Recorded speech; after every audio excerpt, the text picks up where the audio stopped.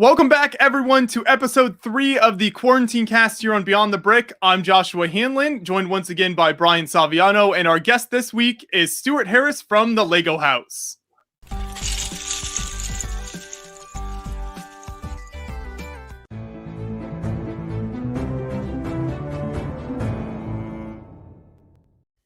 Thanks so much for joining us, everyone. We're glad you made it back for episode 3 of our Quarantine Cast. We're super excited to be joined by Stuart Harris this week. If you've watched our Lego House coverage, you've probably seen him in some of our videos over the years. He usually makes an appearance at some point in our videos at the Lego House, talking about some of the new builds that are on display and the projects that he's working on there. So, Stuart, thank you so much for joining us today.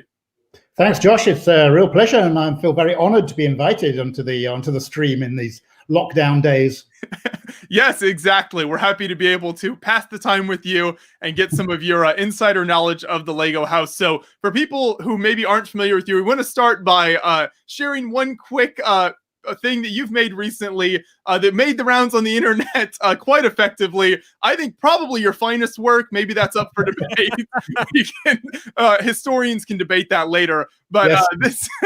This was a little meme, I think you can call it, that you made, and then it circulated the internet. So tell us about this and kind of what is the inspiration behind this photo. Well, it was on my bucket list to create a viral meme, so I can tick that one off now. And no, I was I was at the Lego House and I was collecting some stuff because the Lego House is closed right now, and so I was picking up some stuff. And the night before, I'd had this idea about doing something topical with the hand washing thing, and I kind of had this idea in my mind. So it was a very quick thing. I just grabbed a few bricks, just made it, took a quick snapshot of it, and just put it on my Instagram and my Facebook, and thought some fans might bring a smile to their face. And then it just went nuts, especially when you guys picked up on it and posted it on your site. So it went ballistic. I was getting messages from all over the world saying, so many people have tagged me in this picture, and so I felt kind of guilty as well. So, but it was an important message, and it's got out there. And I saw there've been some copies of it as well. And I saw on one of the comments, I think on your site, some 7-year-old boy had done a Star Wars version. I think it was "Wash your hands, you must," said Yoda. I will try not to do a Yoda impression. But, it was pretty cool. And actually, I think I have it here on the table. There it is. It's here. Yes, there. Oh, the build itself in the flesh. Auction it off one day. Still with no hands. Still with no hands. They're in the wash still. It's a very long wash program. I love it. Yeah, that's such a fun idea, like you said, an important message. And for people also, we should mention, so your Lego minifigure there is super cool as well. A lot of people might not have seen those before, so explain kind of how those work and what that figure is. Okay, so certain members of the Lego group, certain employees, if you have a business case for it, a business need, then you get these sort of business cards, these Lego minifigure business cards, and they have your contact details on those. So when I'm going to like fan conventions or meeting fans in the Lego House, I might give one of these minifigures out. They're pretty popular, I think. So they're pretty unique. They don't fit very well in your wallet, but I think they're quite memorable. So they're pretty cool. They do come with hands normally, but just this one. There you go. I think it's worth not being able to fit it in your wallet because it's such a cool thing to collect. So I've appreciated the minifigure that you gave us at some point, one of our meetings with you over the years. So we have that on display with the rest of our Lego employee minifigures, and they look very nice together. We are regularly bumping into each other. It's yes, yeah. Exactly. Well, now that we have the most important stuff out of the way, we can move on to some of your other work. I do want to make sure that, like I said, I know some people might not have seen you on some of our videos or things in the past. So why don't you go ahead and give a more general introduction to kind of what you do at the Lego House and your work over there? Sure. So my official title is Lego House Master Builder. And that very grand title is kind of a dream job for me. I've always wanted to work with Lego ever since I was a little kid, and I have kind of 4 main responsibilities in the house. So basically, I select and curate the fan content, because the Lego House is also used as a an exhibition space for the creativity of the community. And so we have these dedicated spaces for exhibiting fan work. And I also have the responsibility for all the models in the Lego house, and you can see some of them on the screen now. So whether it's builds that I'm either doing myself, or that we have a very large model shop in the Czech Republic, just outside Prague, in a place called Kladno, where they've done all the huge builds that we have in the Lego house, like the Tree of Creativity, which you can see in front of you there, the big dinosaurs and the World Explorer and so on. Then I also have the privilege of designing some sets as well. So, for example, the Lego Inside Tour, I get to design the concept models for those every year. And also I've been working on Lego House Exclusive, which of course we did make an announcement about launching at the end of May. So I'm super excited about that new set coming out, because I was part of it. And then as we mentioned, I meet you at various fan conventions. So I represent the Lego House at different fan conventions. I'm looking for different fan work and meeting with the fans, and sort of explaining and being an ambassador for the Lego House. Right, which is so amazing. I think you have such a great insight into what happens over there, that it's nice when you can make it out to conventions and meet people face to face. And then you also get to find some of the talented builders that bring their work to display at the Lego house as well. Yes, that's how it works. And there are different ways to get your work in the Lego house. For example, in the Masterpiece Gallery, which is kind of the main sort of showcase, that's where we reach out to the Lego ambassadors around the world, and we ask them to make a nomination for who they think should be exhibiting in the Lego house. And then every year, every September, we put in new content in the Lego house, and I'm part of the selection process of choosing the fans that are choosing the work that's going to be exhibited in there. But we also have other ways of getting in there. We perhaps will, for example, if we want a specific model, we'll reach out to a particular fan that has the skill or the ability or the building skills in that area that we're looking for. And we also run public competitions. And there's actually one running right now on the Lego Ideas website, where you can actually, anybody can take part and submit a model to be selected for the Lego house. So yeah, that's a good chance to get people. Not only can you create a cool model, but you can have it on display in the Lego house, which I think is just a dream for a lot of different Lego builders. Anytime we talk to someone who's had their builds on display there, they always say it's a great experience, and how amazing it is to be able to have their creations displayed alongside so many other incredible builds. Yeah. And then we can see on that's the Lego Ideas website with the latest competition. We have two different competitions running. One is a minifigure, mini doll kind of vignette design, and then we also have a sort of nature with an unusual twist build as well. And these are kind of the wall cases we have in the different experience zones. And we're getting some questions in the chat here, so I want to make sure we give a shout out. Thank you to everyone who's joined us on the live stream and is leaving questions for Stuart in the chat. So one question I saw a little while back, Stuart, somebody asked, are you quarantined in the Lego house? Because I think that would be a dream for a lot of people. I actually, for the first couple of days, I was the only person in the Lego house, which was kind of weird. I started talking to the dinosaurs and so on, but actually now I've been sent home. I'm actually using up some of my holiday right now, but it was kind of weird to be the only person in the house. And actually, the house really needs guests because it has so much creative atmosphere when we have the guests in there. Being there on your own is like, yeah, it's kind of freaky, but it's sort of like a little unnerving. But it's nicer with guests, I would say. I agree. Yeah, you get so much great energy going when you pack the place out there, especially on days like the AFOL day before the Scareback Fan Weekend and events like that, when you've just got so many people in there, or just a regular day when you get a lot of kids running around and doing all the activities. Yeah, it's like it's some infectious creativity. You can't help but be inspired by what other people are doing in the house. Another question we had here from 21st Mate was he was wondering, will the current kind of quarantine situation delay the selection process for new builds in the Masterpiece Gallery, since the builds that are on display there, it's been closed for a while now, people won't have seen them? Is that going to affect how you move builds in and out at all? We've already made the selection of the next 15 that are going to go into the Masterpiece Gallery, and actually we're in dialogue with those people right now. We have a project management team doing the sort of the interactions with those guys now. And we're just we're moving ahead right now. Of course, it's a very fluid situation, so we really don't know quite how it's going to work out. But this is going to be taking place in September. So right now we're still moving along on the assumption that everything will be settled by then.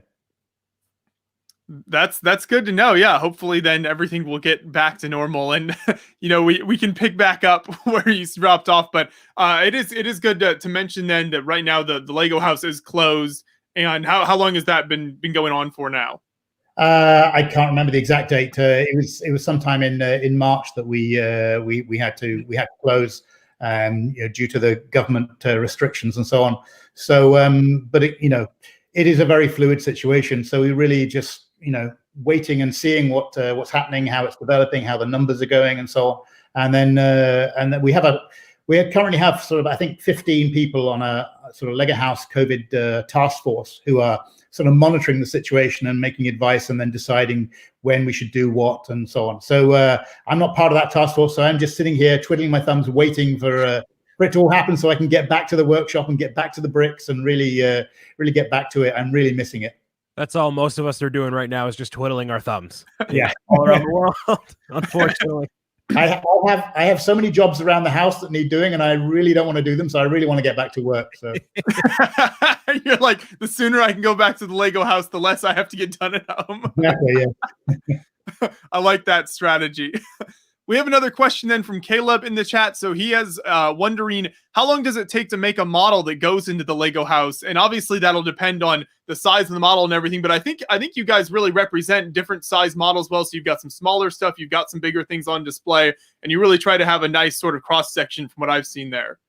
That's what we try to do, or when I'm putting the collection together, is try to show the breadth of styles, the breadth of creativity. So it's actually quite an eclectic collection, but I really tried to show the breadth of the different styles, everything from sort of the micro build, minifigure build, to the big sort of single impressive pieces as well. That's right. Yeah. There are some models in the Lego house which took rather a lot of time, like the Tree of Creativity, but not everybody's going to be doing something quite as ambitious as that. And you can see, yeah, we're sharing some of our videos. I believe this is from a video we shot last year with you, Stuart, right as the new displays had just been put in here. And so that's what John is screen sharing. This is all the stuff that is currently on display in the Lego house, I believe. This was from... or is this one of the older ones? I can't remember now on which... We've done so many different ones there that this might be one of the older series of displays. That's right. Okay. Yeah. Anyway, this is an example of some of the stuff that's been on display at the Lego house there. And you can see the variety of sizes. This massive build by Paul Hetherington there on display next to some of the other smaller creations. But they're all very impressive, so it's great to see that stuff. Then we had another question in the chat about disinfecting the large-scale displays. So I guess with everything going on right now, what is the approach to that in the Lego house? I guess just throughout the year in general, kind of taking care of those larger displays, Stuart, and kind of what the approach is to that. I mean, this is the current display. We have quite a team of very talented cleaners who are keeping the house sort of spick and span and keeping it sort of very presentable and making sure that everything is sort of nice and clean to the touch and so on. They're working sort of all day, every day, and getting the house up to standard. And in terms of like things like the bricks and stuff, we're looking into sort of post COVID as to what we do with that. But generally, we actually change the bricks in the house quite frequently. So they are sort of because we want that sort of high quality feel when you're building with the bricks. Right, and you certainly do a good job with that, because it always feels very nice and clean throughout the whole Lego house every time I've been in there. So it feels like a really good building experience that whole time. So good shout out to the people who keep all of that stuff up and running, looking good on a daily basis. Yeah. Somebody else in the chat, Stuart, asked about the build behind you. So if people have noticed there on the wall behind Stuart, if you want to tell us a little bit about the story behind that build. Sure. I mean, I live in Denmark, so This is really, I should probably have the Danish flag on the wall here, but it was just a little reminder of home because I'm British and that's where I've come from. And actually, it's been on my wall now for 8-9 years now. I don't take it down because then I'll have to paint the wall. So, but it's if you've seen the Lego House documentary, you'll see it was fairly new back then. But it was just a nice way to have the flag from home, if you like, on display. Because in Denmark you're not allowed to fly another country's flag outside. So I thought I'd fly it on the inside of my house, and it had to be a Lego one. So yeah. But I'm working on a small one now, so that I can actually have a small version in my workshop at the Lego House. So it'd be I think I call it Rule Britannia. There you go. Nice. Get a little patriotism going on there. Yeah. That is an interesting note about the Danish do have a very big kind of cultural attraction to their flag, and like a lot of people having it on display. That's an interesting thing we've noticed, and as we've talked to Danish people over the years, and I'm sure you've run into that over the years as well there, Stuart. Yeah, it's a real part of the cultural tradition here, you know, on your birthday to have the Danish flags all around on your. If you come into work on your birthday and you'll see your desk surrounded by Danish flags and so on. So and a lot of people have flagpoles outside in their home, and they're flying the flag quite regularly. It's quite nice to see. Another question in the chat here is from Robin Hull. He asks about the plans for the now defunct gourmet restaurant, and is there anything you can any information you can give on that and what the plans are related to the food options there in the Lego house? It'll be delicious and awesome. I love it. I love it. So there you go, Robin. So you can look forward to that. Very detailed. You ever had? Yeah.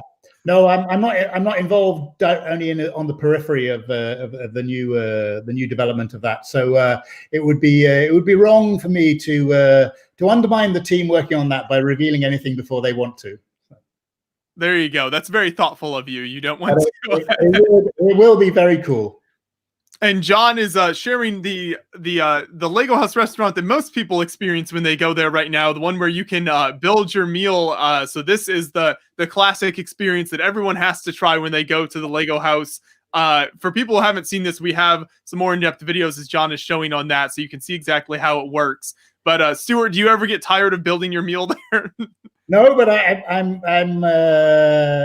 don't go there as much as I actually probably like to. But it is a very nice experience, and it's so unique, and it's always fun, and it's a brilliant, really good quality food, and it's just so fun with the robots and so on. So the mini chef is definitely a signature experience you have to try in the Lego House. Yes, it's certainly unique. And Brian, I'm sure I'd be interested, Brian, to get your take on some of these Lego House experiences as someone who has maybe just, I don't know if you've had a chance to watch many of our videos over the years from there or just seen photos and everything. What has kind of stood out to you over the years as the things you've seen there that you would be your kind of top thing you would experience when you go there? Well, I feel contractually obligated to watch any Beyond the Brick content involving the Lego House or otherwise. But the whole ordering via the bricks with the robots thing is interesting because I feel like the majority of the public would be like wanting to talk to a human and just be like, just give me fish, like just give me a sandwich. Like, do you think that in your experience, Stuart, like seeing people order that way has been received well, or is it a situation where it's like, all right, there's still that human element there that still needs to be there? I mean, there are humans around, so right. So don't worry. It's only the minifigures in the kitchen that are actually doing the cooking, and the robots out the front there serving. Gotcha. But we have you can see them in the blue t-shirts. So we have our play agents and so on around all over the house. So they will be coming and bringing you your drinks and so on if you order that kind of stuff. So cool. You will have some interaction with a human being, and a human will introduce the experience to you for the first time. So the robot overlords haven't taken over quite yet at the Lego House. Not as far as I know, but I've been out of the house for a couple of weeks, so who knows? You never know, right? They're plotting. This is their moment. Yeah, right. I, for one, welcome our robot overlords. Yeah, right. I do too at this rate. Why not, right? I had someone who's an avid watcher of mine bring back, because he went to the Lego house recently and brought back to the US not the ideas, but the dinosaurs set of the 3 dinosaurs in the house. And it's an awesome set. And I'm so happy he picked it up for me. Do you have a bias on which one is your favorite of the 3? No, as well. I'm asked a few times, and it's really hard even to pick between the dinosaurs and pick between any of the models. I say, because there's so much sort of blood, sweat, and tears invested in all of them. It's like choosing your favorite child. You might have one, but you're probably not going to tell anyone. Yeah, right. The building experience between the 3 of the sets, at least, probably not of the actual models, is it's similar but different enough. And the color on the Duplo one, I'd say, stands out to me the most. So I'll just voice my opinion, and maybe you'll agree, maybe you'll disagree. But I'd love to see those in real life for myself. They seem just huge.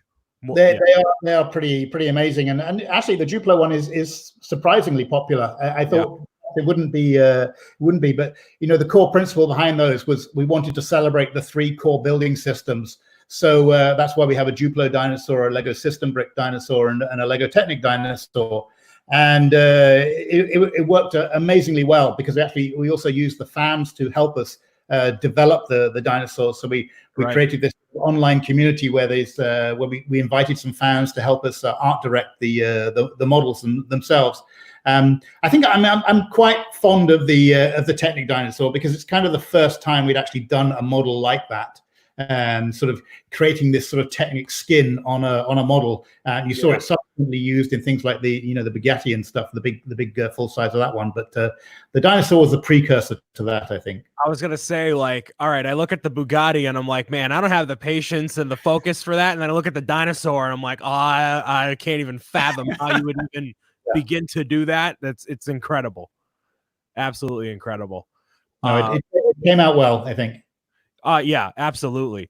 So now there's sections where you can build your own things in the brick pits, kind of an idea, right? And are they multicolored bricks, or is it just one color brick? So basically the principle in the house was that more or less wherever you were in the house, wherever you sat, there were always bricks within an arm's reach. And it just becomes infectious. You just subconsciously you reach out and touch the bricks. And there are different brick collections depending on which area of the house you're in. So whether you're in, for example, the city architect, there'll be a lot of the white bricks, a very architectural mix there.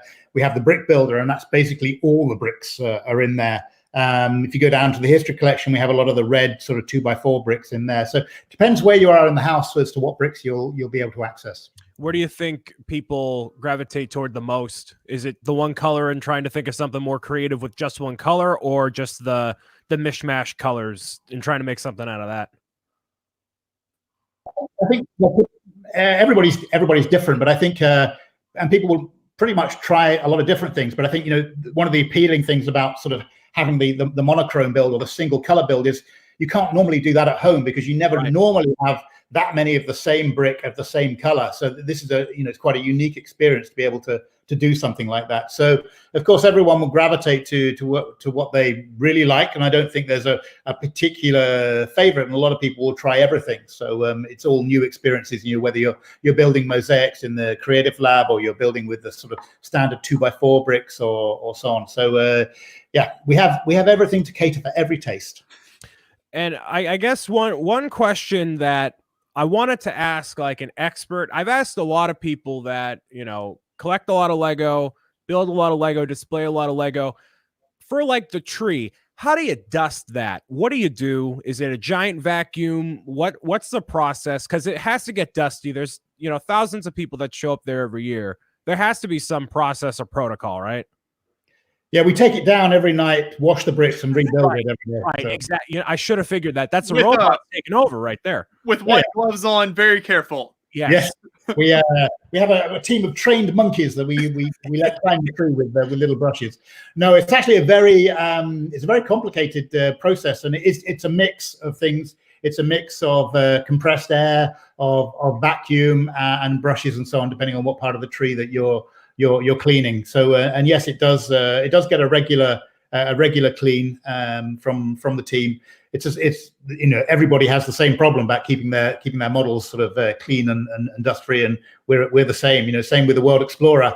We again use a mix of ways of cleaning that with the brushes and the vacuum and so on. So there's no secret Lego tool that you can give us insight on. No magic thing. I'm sworn to secrecy. Gotcha. Okay. So I'll get a giant vacuum and just vacuum all the Lego up and go for the best. All right, cool. Noted.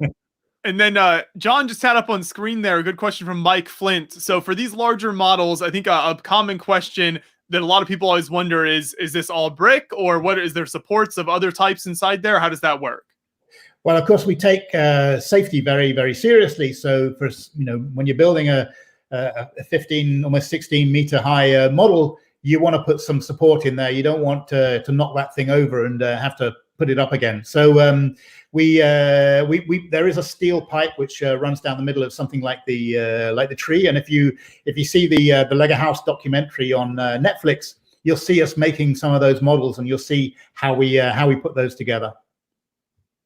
Right, that documentary is fantastic. I definitely recommend everyone check it out. Not just because Stuart's in it, but obviously that would be a main reason for watching it. Yeah, of course.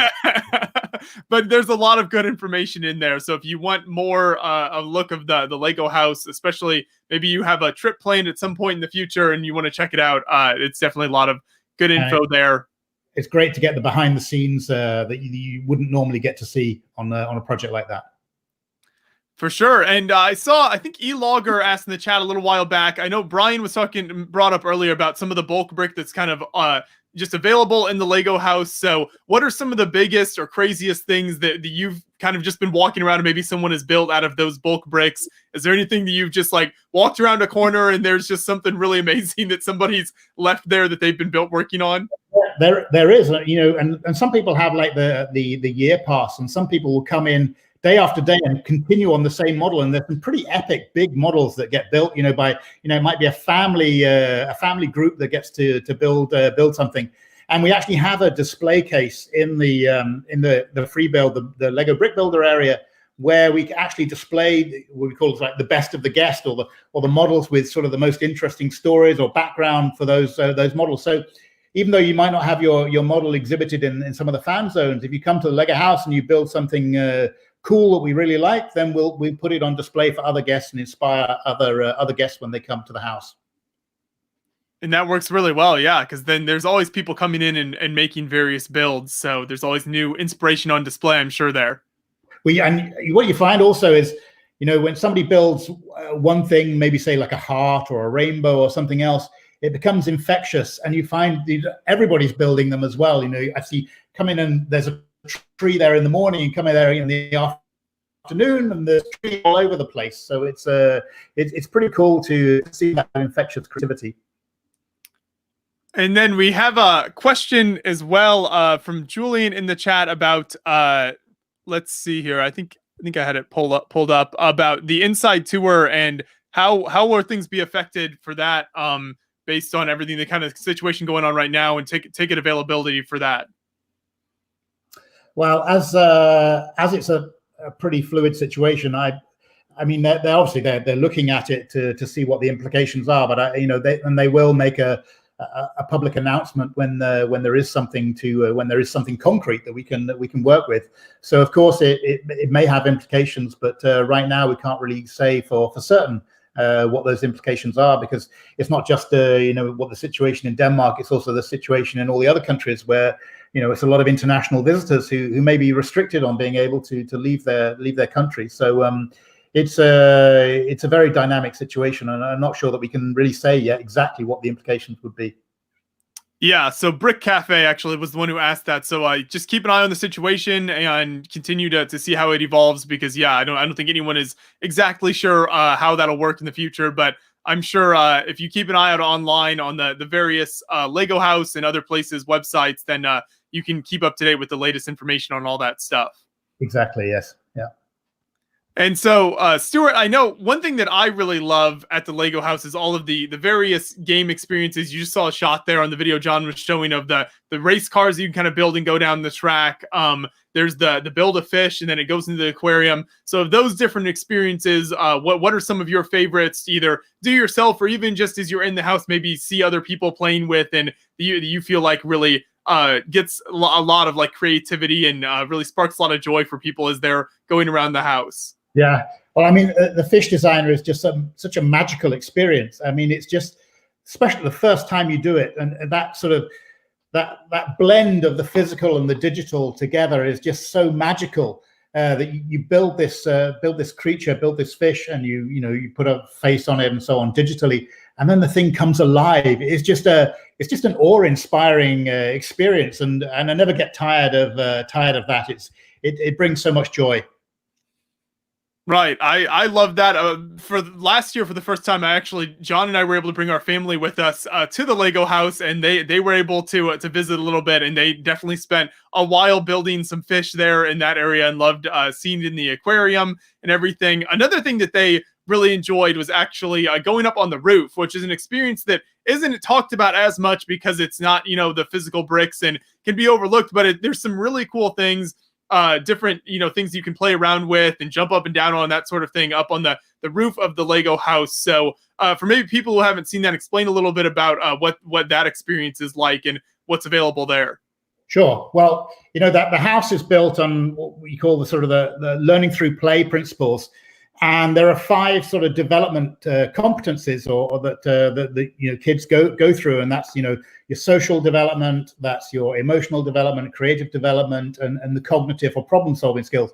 And then there's a 5th development, which is obviously your physical development and physical kind of things. So that's why we have the playgrounds on the outside of the building, so we can cater for that 5th development competence. So you can really let off steam and play on the playgrounds, and you get a fantastic view over the majestic Billund Plains.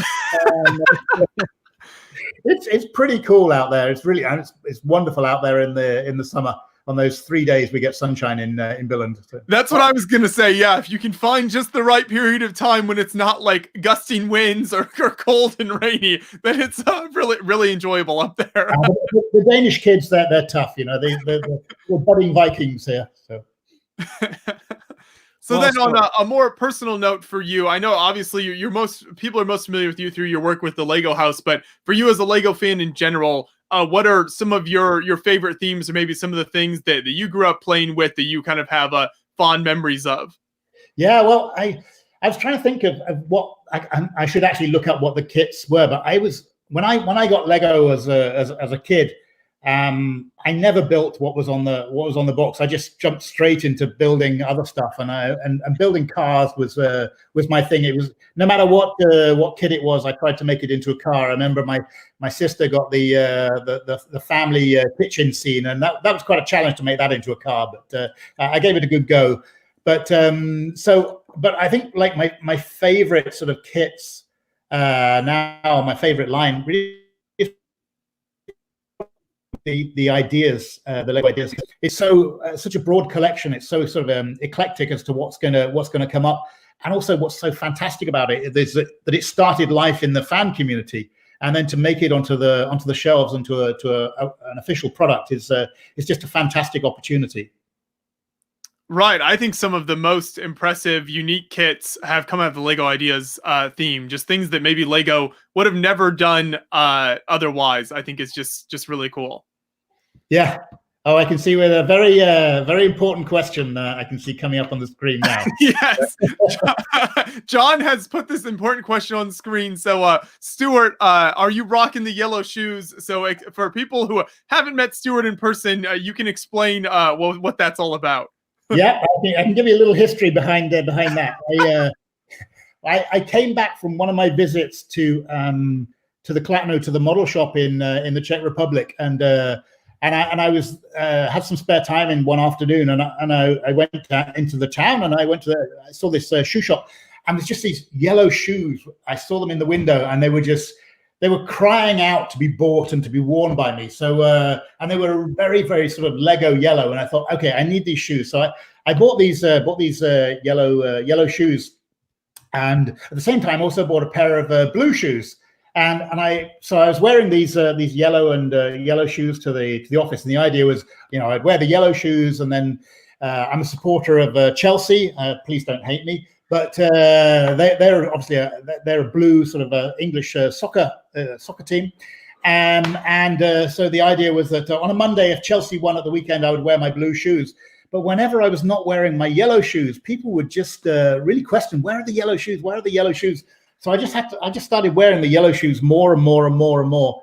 And then eventually it just became a signature, and I couldn't be seen in anything other than yellow shoes.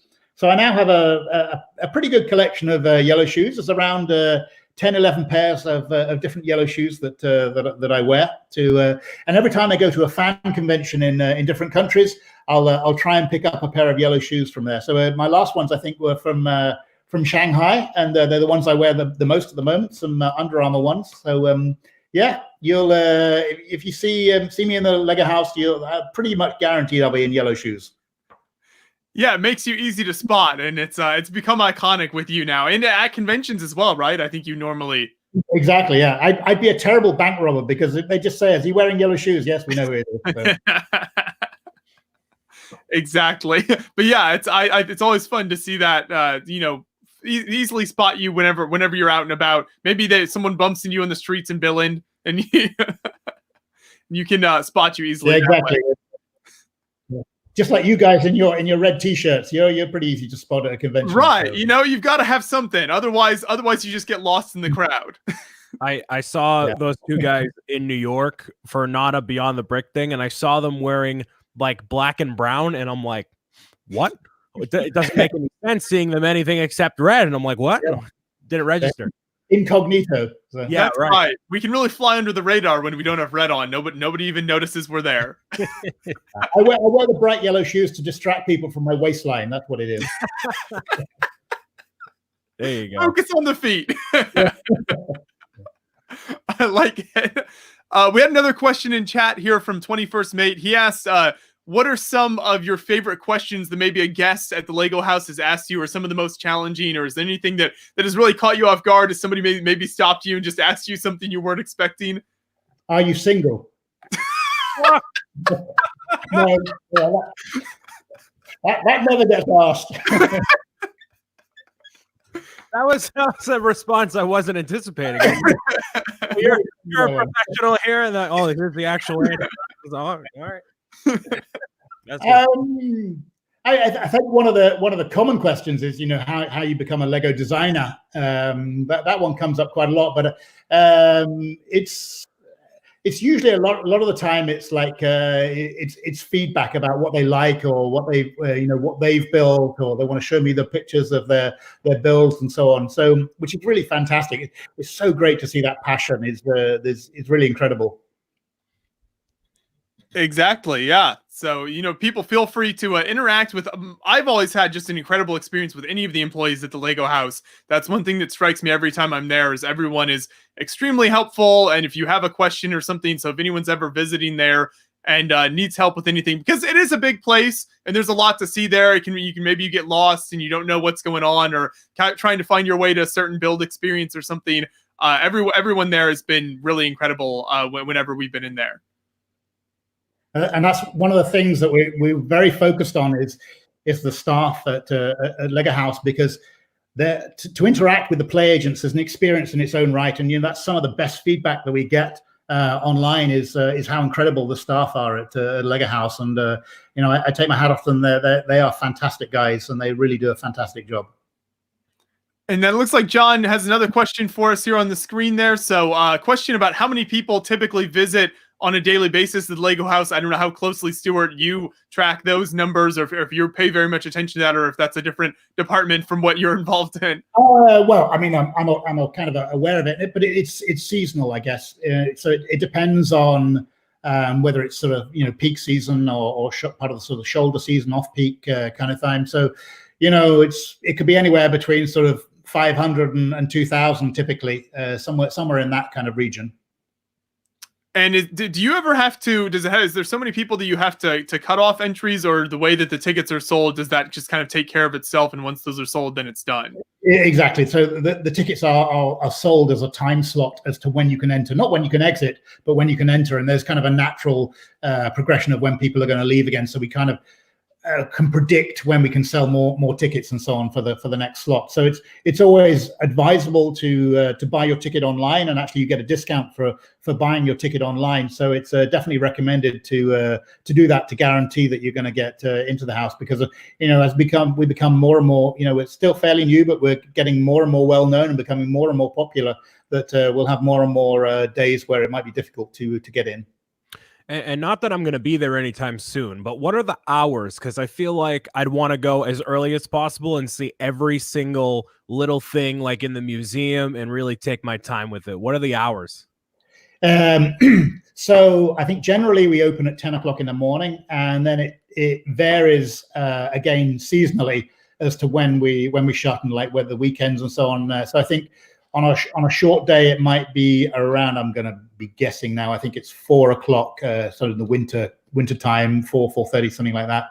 And then through into the sort of peak summertime, then it goes much later. And I think we're still tweaking that sort of calendar, if you like, as to what's expected of when we should be open. But actually, if you go on the legohouse.com website, I think you can see the opening times for depending on when you want to book the ticket. So yes, and some people do stay there all day because there is so much to see, and you will never see everything in your first visit.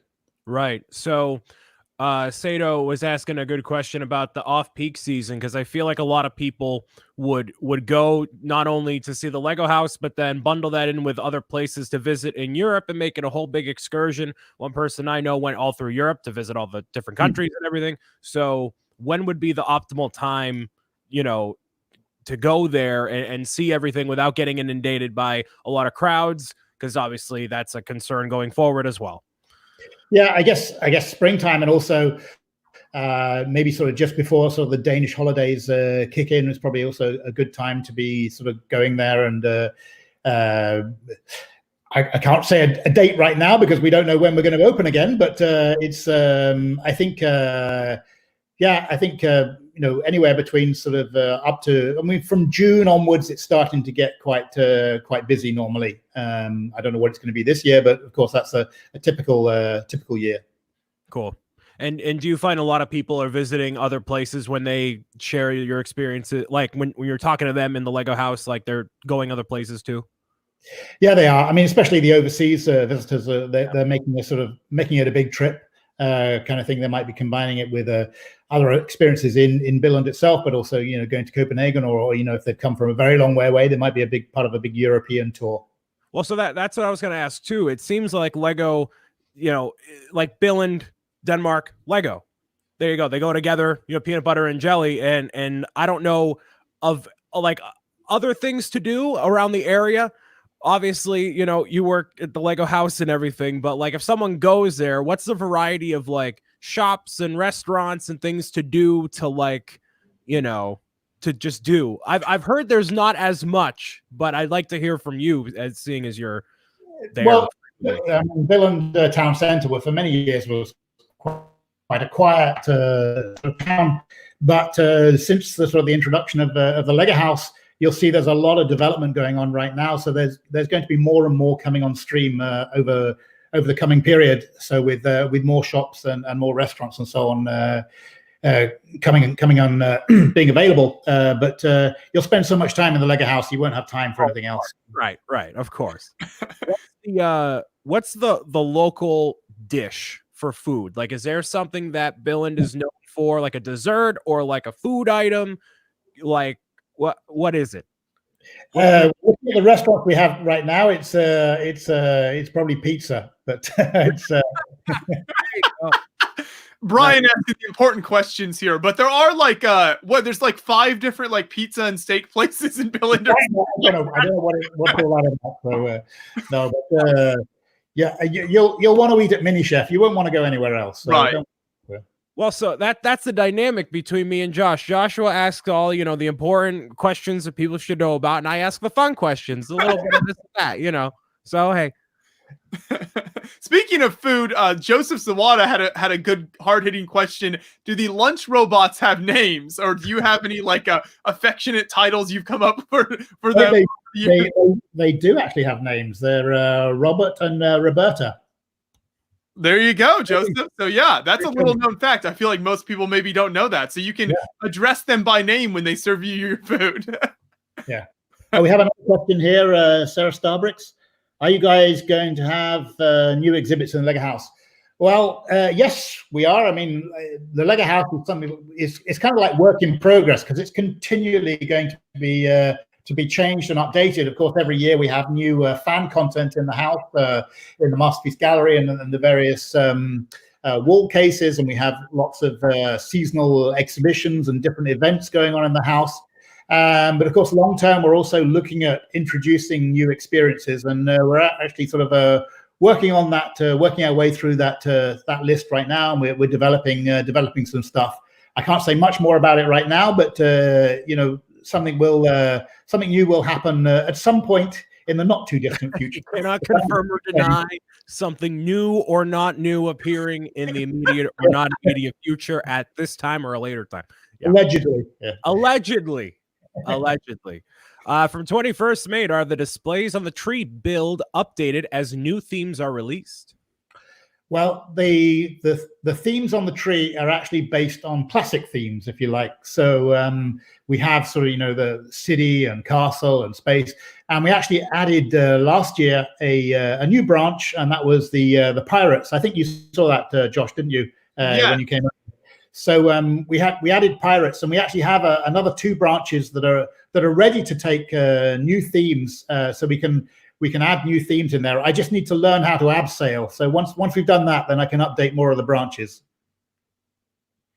Yeah, but the branches are always so neat because it adds so much life to the tree. Obviously, the tree is big and impressive on its own, but the fact that you're able to create these individual scenes on each branch of it there just adds so much to look at as you kind of walk up that staircase to the rest of the builds. Yeah, and we try to sort of mix in some of the where it's relevant, some of the more contemporary things like you'll see in the city branch, with some of the classic ones in there.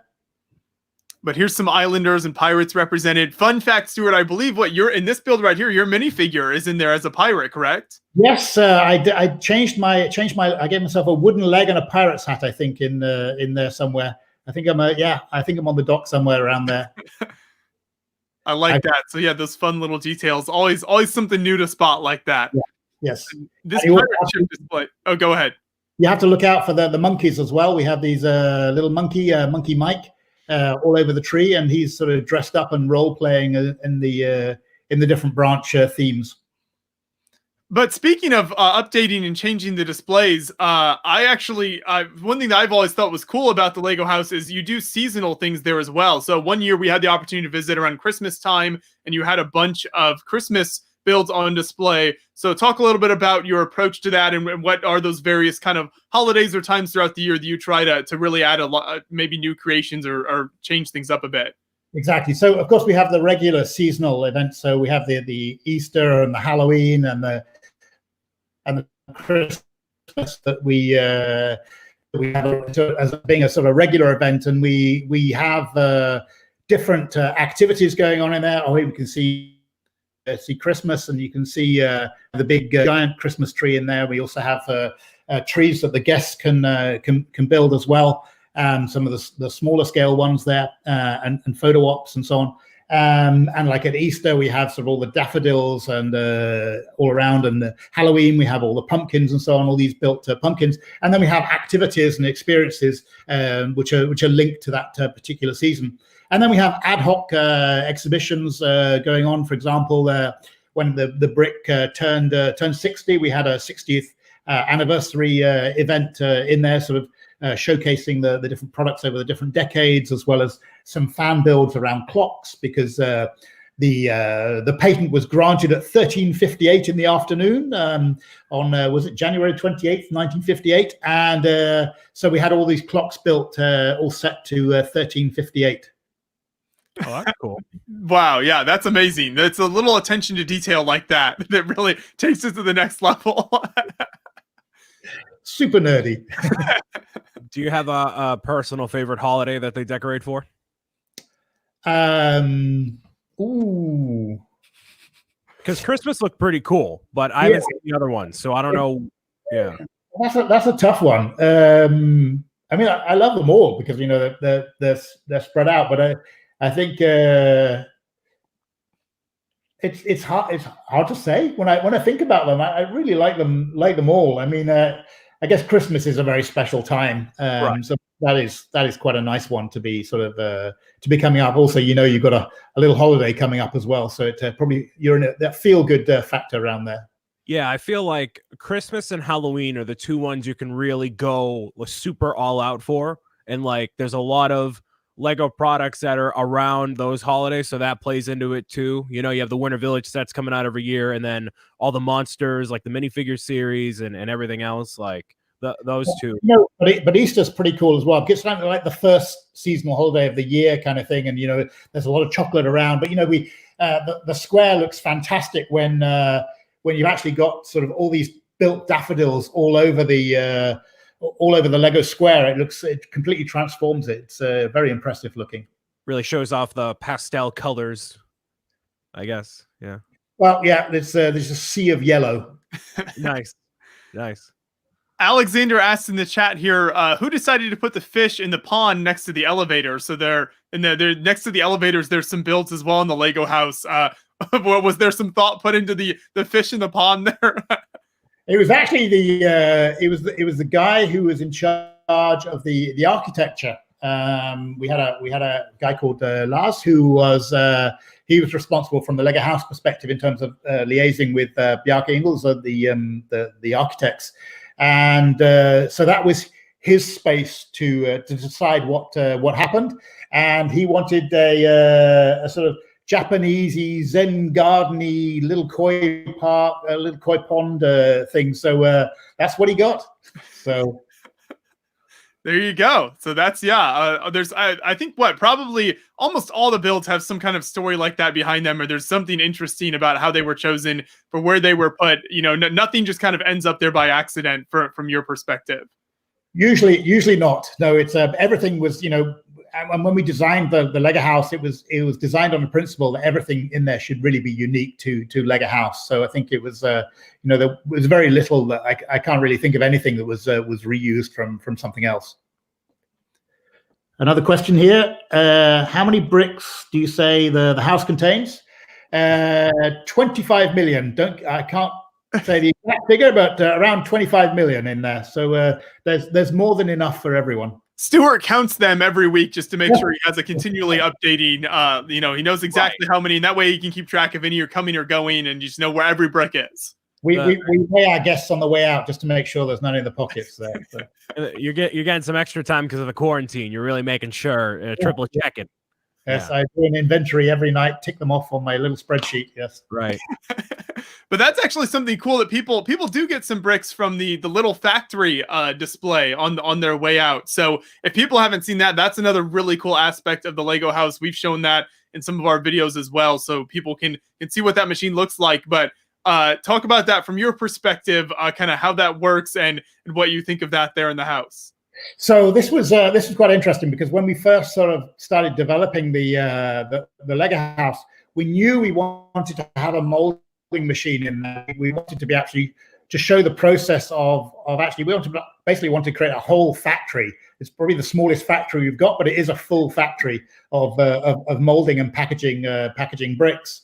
So we knew we were going to have this factory. We knew we wanted to have a molding machine, but we kind of so why do we have this and what do we do with it and so on. And then I did suggest that we have this idea around the brick combinations because there's with 6 bricks of the same color, 2x4 bricks of the same color, you have over 915 million different ways of putting those bricks together. So we thought, wow, we could link these two things together. We could give every guest who comes to the Lego house their own unique brick combination. Won't be repeated. And that combination is yours for life if you like. and then we give you the 6 bricks to actually build that combination with that we've molded for you in the Lego house. So it makes a really great story, a really great end to the visit at the Lego house. And when I say that it won't be repeated, we've calculated we've got 3,000 years worth of combinations to give away. So I'm pretty sure I'm going to be retired, and it's going to be somebody else's problem to deal with that. We might change the color or add another brick or something. Maybe some yellow bricks or go something really crazy. You never know. Yeah. That year that they finally switch over to yellow, there's going to be a big celebration. It's big Yeah. end of era thing. It'll be a big scandal, like old gray and new gray, and they're like, oh, they switched the color of the bricks in the Lego house. No, what do we do now? There'll be riots on the streets. Yeah, right. There's an example of the card John's showing. So yeah, this tells you the 6 pieces and the number, then it has your name on it. And then another cool thing, it actually has the date of your visit, which is neat because then you can keep track. If you're like me and you kind of find yourself going back there multiple times for various things, then you have the date for every time you visited. Yeah. I still haven't seen combination number 1 come out yet, though. So they're chosen at kind of random. So yeah. I thought Joshua was one of the first couple thousand with the number 7,000 there, but it's random. Cool. Yeah. Yep, there you go. So you never know what you'll get, Brian. You can look forward to that. There's no VIP combinations. You just take what you're given. So yeah, right. I'll just enter and exit a couple thousand times to get number 1. Hopefully, we'll see. We'll see. And this is a good time to mention. So I know we talked about, I think at the very beginning, Brian, you were talking about some of the exclusive kits there. But what are some of the other things, Stuart, that you would recommend people make sure they pick up as part of their experience there, maybe throughout the things that they're building and working on, or even from the shop, like those exclusive kits, that the kind of must-have items that are available maybe only in the Lego house? Well, of course. So we have. Well, actually, you've got one behind your backer there, I think, haven't you? You got the Tree of Creativity, Yeah, which I can pull that out here real quick. Soon to be gone and be replaced by the new kit that's coming out, and I'm really looking forward to sharing that one when it comes out, because I was part of it. Of course, we have also the dinosaurs, and I believe you've got a box of those as well behind you, haven't you, as well? Have you got the full kit there? I do, yes. I try to pick up the latest one every time. But Brian, do you have the dinosaurs one as well there? You probably have it easier access than I do. There you go. So there's the Duplo dinosaur, the red one. The biased one, my favorite. Yes, of course. Yeah. And then of course we have the Lego house itself. Well, so I actually have one to hand. The Lego house model there, which is pretty cool. And then you can actually open it up, and you can see inside the house with a very small Tree of Creativity there in the middle of the staircase. And that's actually the second or third Lego house kit, right? That you've been. The second one. The first one is an all white version, and that was produced actually as a sort of an offer to the local community. All the shops around Lego houses, sort of because of the disruption of building the house, we developed this small Lego house kit that was sold exclusively by all the retail partners around Billund. So I do have one, but that's in my offsite storage somewhere. So. That works, understandable. You can't keep everything on hand all the time. No, I did what I could to prepare, but yeah. That's actually something I wanted to ask you about. So we've been talking about all of these incredible builds and everything that people can see at the Lego house. So what is the process like for getting those built, and how does that work? And I know you have your own kind of build studio in the Lego house itself, so you can do some stuff on site there. But obviously for something like the Tree of Creativity or something massive, you might need a little more than just what you've got on hand. Yeah, that would pretty empty the drawers pretty quickly in the workshop, I think. So no, the way that we built the tree, and again you can see a little bit of that process on the documentary, is that I work with as kind of the art director on a project like that. So I will write the brief, and I'll work with the model shop in the Czech Republic, and I'll work with some specialist designers there, and they use some special software to develop this sort of electronically, so we can see that, how's it looking, and we can start moving stuff around, and but no matter how much you design it in the computer, you're never 100% sure how it's going to be until you start sort of building it. And something like the tree, that big investment in terms of time and everything else. We really wanted to be sure that we were doing the right thing. So we actually built some prototype sections of the trunk so we could understand what the bark texture was going to be like. We built sort of 4 different options on how that bark would look, so we could select which method we liked the most, and then we were able to finish the design based on doing something like that. Yeah, so there's a lot of time and thought and process that goes into those big builds, and working with a lot of different people involved and all the design elements to make that come together.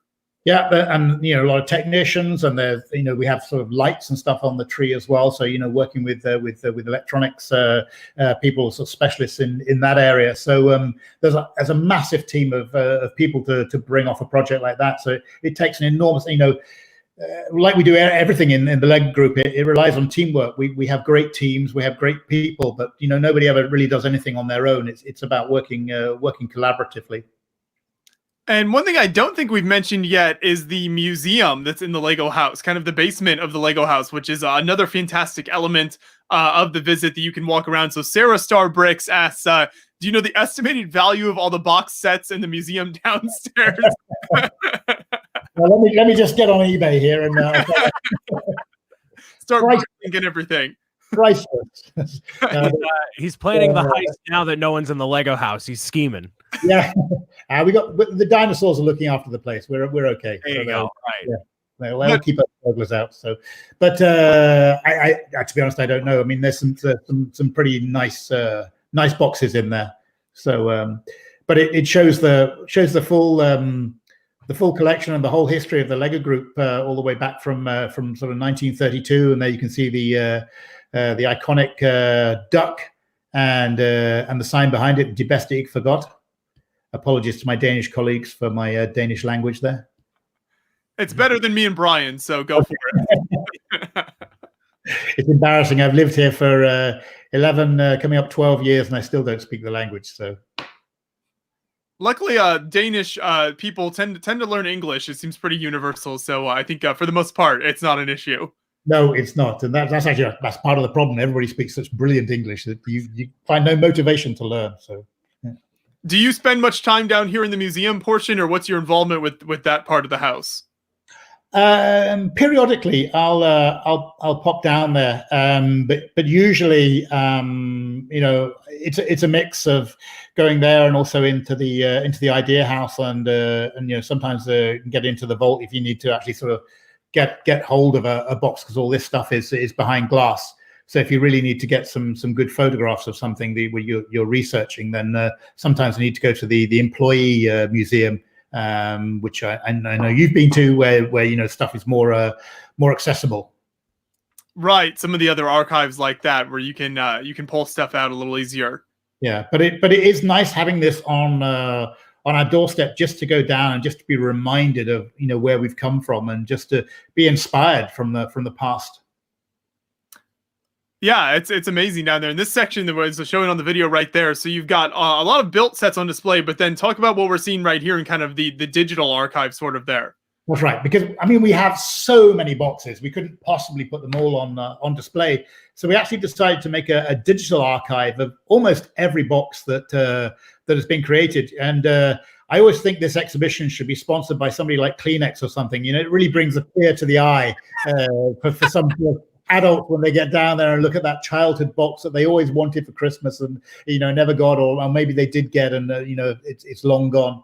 So it's that you can scroll through and basically build up your own sort of digital collection of boxes from perhaps your childhood or some of your favorite ones, and put that into your digital profile that you get to take away with you from the house. You get to see all these things that you've done in the house and see the boxes that you selected.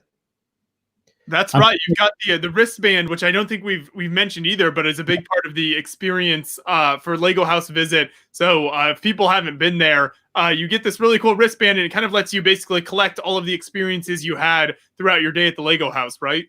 That's right. So you check in, you see this little sort of yellow brick with sort of like a Wi-Fi style symbol on it. And so everywhere you see that, you can check in with your wristband, and it will capture the experience that you've had there, whether it's making a movie in the story lab, or maybe it's the digital fish that you've created in fish design, or perhaps you've taken a selfie with your test drive car and so on, and all those things get put to your archive, and then you can collect those memories at the end of the day and relive your experience. And again, share with others. If you've had a great time and you feel super proud of something you've done there, and you want to share it with somebody else in your family or friends and so on.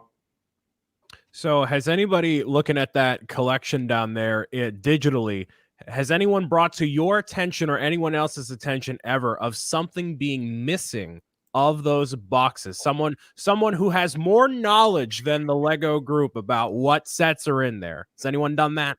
The fans are incredible. They have so much knowledge of our product range, and we've had mistakes pointed out to us that models we've assembled down there as part of the history collection and so on. And it's fantastic to get that feedback, to see that knowledge that's out there is amazing. And yes, they have picked up on some of the boxes that are missing. Some of them, for example, are not there. For example, I don't think so, like polybags and some of the special containers. Like the kingdoms and some, the tins and stuff. I don't think they're in there maybe yet. Maybe they will come at some point. I don't know. But so there are a few holes in it. But it goes all the way back to, I think, 1949 or something like that. It goes back a long way. Yeah, it's more than anyone will ever see in one room. What's on display there looks incredible. And they're scanned in 3D, so you can basically digitally pick the box off the shelf and look all around it. And if it has a lift up lid, you can digitally open the lid and see inside the box as well. So it's pretty cool. That's nice. Awesome. We had a question in chat here from Eric Dayton. He wonders, Stuart, if you dress up as Santa Claus during the Christmas holiday season at the Lego house, do you take that role on yourself? Please do not suggest that to my manager. Please start sending emails to customer service. Email, delete. No, it's a good idea. Maybe I just grow the beard in this lockdown period. Maybe I can get a Santa beard at the end of this. People are giving up shaving and stuff, so maybe it'll happen. You never know what you'll see, but I do remember, I think it was pretty cool. During the Christmas season, they do like story time with kids, right? With like a Lego sort of brick built book and everything, and they have these experiences for the kids. We did that one not last year, I think the year before, where we had that, and you see the little cozy sort of corner with the armchairs and so on in there. So we try different things out, but. Yeah, it's a possibility that I'll be by Santa at some point. So you never know. If the demand is there for it, I'm sure they'll make me do it. So. And then Brick Star Wars Boy just asked, so this is a common question that a lot of Lego fans get. What's your favorite Lego set, Stuart? So do you have an all-time favorite? The ones I designed. Yes, well, obviously we start with all those, and then you go from there. No, I think, as I say, I think it's the idea sets which I really like a lot, because it started in the fan community, and it's such a diverse collection of models, and they're very often linked to sort of quite nostalgic. Sort of maybe films or genres or something that you've grown up with. So they're really quite special. Right, exactly. Is there any particular sets in the ideas theme that has stood out to you, or ones you kind of good enough to keep on permanent display? That's how I think you can always tell, like, the best sets that someone enjoys is if a fan keeps them on display kind of in their Lego room or somewhere, then that's something towards the top of their list. I mean, I have a bit of Lego around, but I don't have too much here, because building all day long, surrounded by Lego. Sometimes I come home, but I do really enjoy building a set, because I'm building mocks all the time. So I'm building from imagination all the time. But it's actually really nice to sit down and build somebody else's mock, if you like. So somebody else's set. They've thought through. They've done the instructions and everything else. I can follow that, and that's actually quite therapeutic to sit down and build somebody else's set. Actually, I have an idea set here. I have this one I still yet to do. I have the Fruitstones here that I need to build. I think the last one I built was Steamboat Willie, which is pretty cool. Yes, I've not built Steamboat Willie, but we had a Boone do a review for that for us, and at the end he pushed it into his sink full of water and it didn't float. So Pretty sure on the box it says it does not float. Joshua, he just had to make sure it was correct. You know, a full 360 review. You got to try out every aspect of it. But the Flintstones is a cool one as well. Yes, so that should be a good experience for you. And I totally agree with what you were saying. The therapeutic aspect of it, it's so nice just to sit down with the instructions and be able to work through a set and not have to be like forcing your brain to come up with using new parts in some different way or something. And it's a great way for a designer also to get introduced to parts they haven't thought about using for a long time as well. When you start building somebody else's set, there we go. Spoon sink. John was on the ball with all of the highlights here. So that was a very important aspect of that build. More of a steamboat submarine there. So, yeah. You just got to have the Beatles submarine right next to it. They'll be brothers in arms there in the sink. Yes. Another set that I'm sure you were interested in, Stuart, is the Manchester United Stadium. You know, you mentioned earlier that you are a fan of English football over there, and so they're main rivals.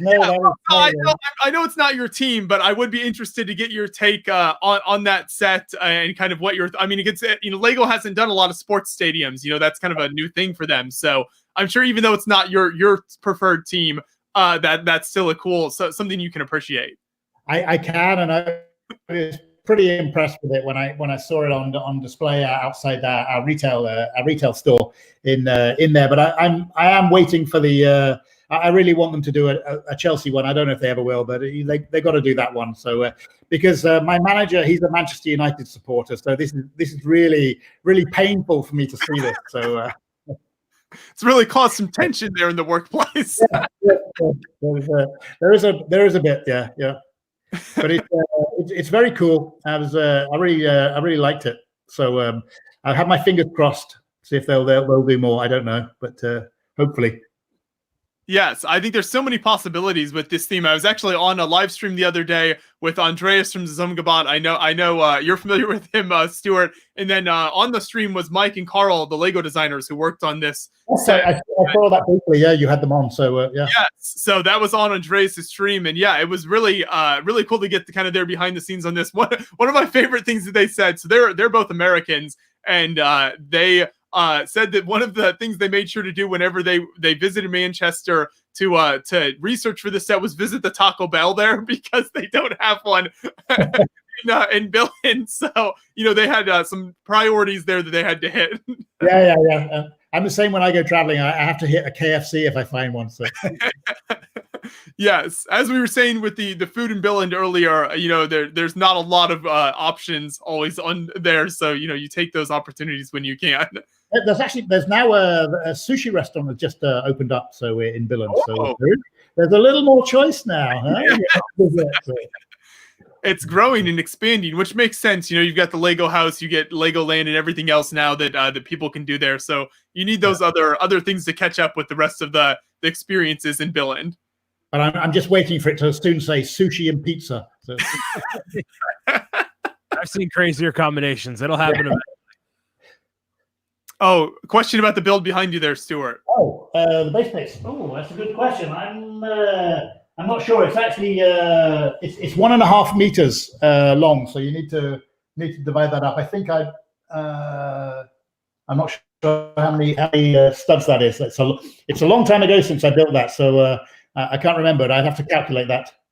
But it's actually built on an IKEA tabletop, because it's the right proportions. It's 1.5 meters by 75 centimeters.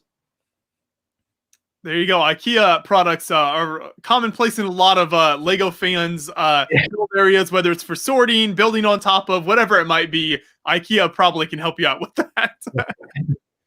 And then a good question from Joseph Zawada. So with all of the different conventions that we've been to, do we have any particularly fond memories? And actually one that comes to mind when you ask that question is Stuart, when we were at Bricks Cascade with you, and then you had to make a big shoe purchase. So we went to the Nike employee store, actually. Yeah. So Stuart and some of us went to the employee store because Nike is based there in Portland, and he stocked up on some of his shoes that he would need for the future. So that's something that stood out to me as a fun experience. I'm glad I was able to share in that with you. Yeah, you're right, because I took some Lego boxes out with me to auction off at the show, so I had an empty suitcase. So of course I had to fill it up with yellow shoes. So yeah, that was.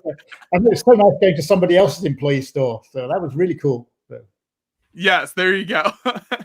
Brian, does anything stand out to you from a convention you've been to or anything over the years? Conventions involving Lego or conventions as a whole? You know, if you've got Lego. maybe any of them, if you've got something. No, it's always so interesting to see what at the Lego conventions people bring to the table. And I was rewatching, I think it was Brickworld Chicago, that, you know, people, I was watching the tour that you did with Boone, and that everyone, you know, not everyone, but the focus tends to be on the bigger models, you know, the most grandiose castle or the biggest Star Wars creation or whatever. But what I appreciate about the conventions, and then also like what's showcased at the Lego house as well, is that there's also smaller models that, you know, capture a lot of detail in that way. So whenever I go to events like that, I always like to see, all right, here's the big thing, but then what are the smaller things that people are creating in a smaller scale, like something like that Rolls Royce that's pink and yellow. Like that's amazing. Like you wouldn't typically see that in a big, massive display. So seeing what people can do on a smaller scale with less pieces to work with is always very impressive. And the color scheme as well. I'm a big fan of color. You know, a big gray you know, castle or something is awesome. Star Wars ship. Yep. The Star Destroyer being just big and gray. Cool. I like a lot of variety in color, as you can probably tell by my background. So yeah, that's where my biases come in. But that's what I always look forward to at conventions. And I'm really missing the conventions now because of this lockdown. I'm really looking forward to get back out there and meet with the fans. I know they're doing a virtual one. I saw that you talked to Mark about doing a virtual one coming up. I think that's in April, isn't it? I think it's actually this weekend. So for people who are missing out on Lego, there's the Brickworld Virtual Con is this Saturday, and you can go to the Brickworld website to find out more about that. But yeah, it's the first time they've ever tried that, so it'll be an interesting, unique experience. Hopefully, the technology works, and you know, people can feel like they've got a little bit of that Lego fix, even though they can't physically go to a convention. Yeah. No, that'll be cool. I'm curious to see how that works out. Yeah, it's still important, like especially during times like this. Although we can't be together physically, there still needs to be some digital, you know, mass gathering of people. Whether it's a live stream like this or, you know, the virtual con with Brickworld, there's got to be something that's still keeping people together. And until people can be together safely in a massive environment, you know, without fear of any kind of something, you know, heaven forbid, that it's a good idea. It's a good idea in concept. And I hope that goes well. And then, you know, who knows when things will get a little bit eased up and we can freely explore Lego conventions without, you know, being worried about anything. Yeah, looking forward to that day again. Make you appreciate them even more when we get back out there. Exactly right. That's what I was saying on one of my own live streams. I'm like, well, now no one's ever gonna take advantage of being able to go to a concert or just sitting at a burrito place eating a burrito in public. You're just chilling, you know, things like that. Like it puts things into perspective for sure. Right. Yes. It'll be nice when we can start recording videos again. I'll very much appreciate that. Yes. You know, that's what these live streams are for, Joshua. Keeping the train going. That's all we're doing. Yes. This keeps me going until we can get to a convention in person. But John's been sharing the Brickworld website here. So yeah, this is Brickworld Virtual. If people haven't seen our live stream we did with Mark Larson, and he talked about that, definitely take an opportunity to check this out because there's a bunch of really cool people that are joining in on that, from Lego Masters, lots of great builders, GBC builders, and lots of cool builds that you'll be able to see there. So hopefully, even though you can't go to the show in person, you'll feel like you were still able to experience some cool builds And maybe Brian, like you said, one issue with a physical convention, with a really big one, especially like Brick World, is those smaller builds get so easily overlooked. So something like Virtual Con, where you can just use your webcam and show a build in more detail, you could definitely put a little more focus on some of those really well done smaller builds that just get, because there's 100,000 square feet of Brick World, it's hard to see all that stuff. Yeah. Yeah, I think that's an important point, because certainly those micro builds, they certainly come across much better when you take a photograph of those. They look so super impressive when you can get a nice and close up in some pictures and stuff. So I think that'll be really nice to see those. Yeah, and like everybody has their own platforms or their own social media that they post stuff on, but it's good to see everything in like one area. If there's like a big tent, like a convention going over, all these different creators coming together for something like that, it'll be good. And just to address Joseph in the chat, who said, Brian, are you coming for my gig hating big gray castles? I'm not hating big gray castles. Big gray castles are awesome. Okay. It's two entirely different sections of building technique and skill of which I don't have on any scale of any variety, but no, you're good. You're definitely good. Just wanted to address that real quick. Don't get it twisted. Don't start there. Yeah, right. Don't start twisting Brian's words. No. Do that. No, I mean, but there are so many massive creations. It can be intimidating for like a smaller, or rather younger builder who's like, all right, well, I want to make something like that one day, and then all right, here's all these tens of thousands of bricks you need. Like, okay, kind of scale it back and see what you can do with smaller creations. It's two different frames of mind is what I'm trying to say there. So when you're at a show, Stuart, are there particular types of builds or anything that you're on the lookout for, things that you kind of feel like are unique and special that catch your eye typically as you're walking around a show? I mean, I try to not home in on any one particular sort of style or anything. I'm always trying to look out for those sort of something with with a little bit of humor or some very nice, interesting part usage that's going on in there, and just things that I haven't seen before, something fresh or new.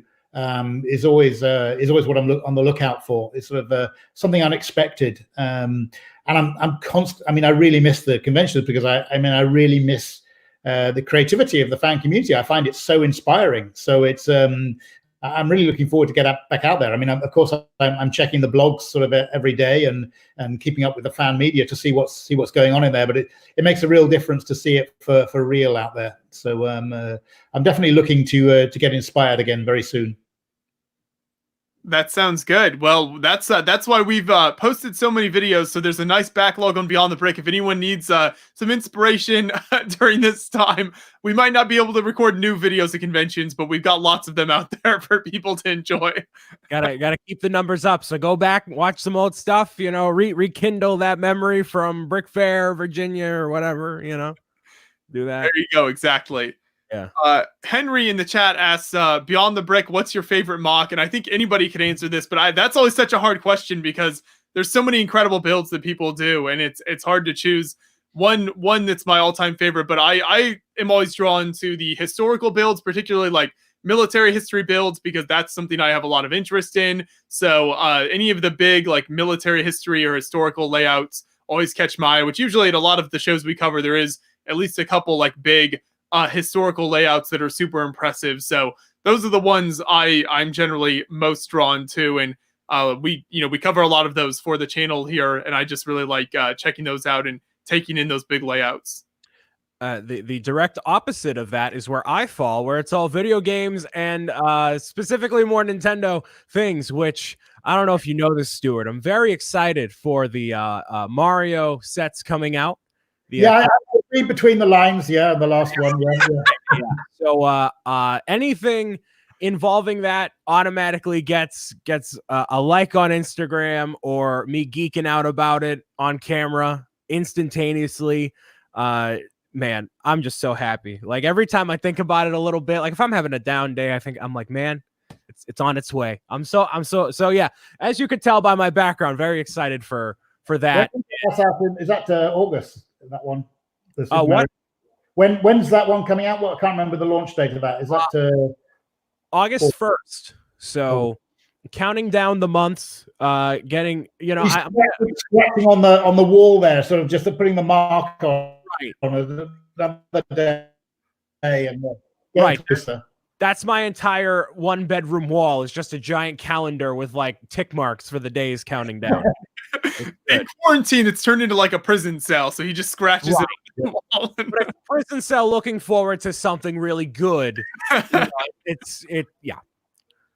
So, Stuart, this is when you announce like a life-size Mario build for the Lego house, right? You know, something. What do you have for? Life-size Mario build that's going directly in the tree.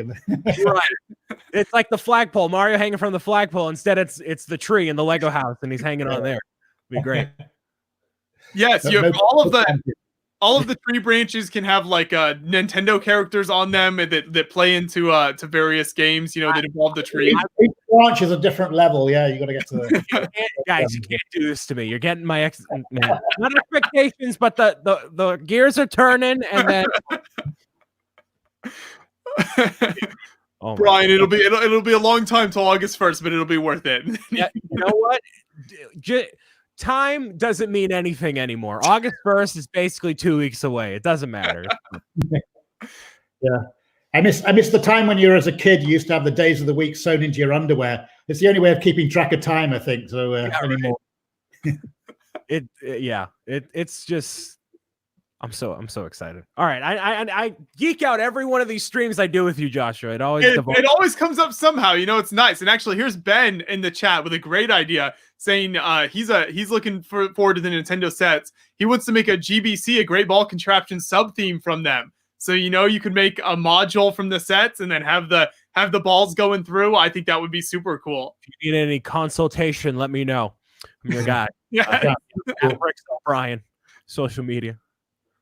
Brian's here just to give ideas for any Nintendo related official products, fan made builds, and any voice, any ears that are willing to hear any, you know, that's my whole purpose. That's the only reason why Joshua brought me on.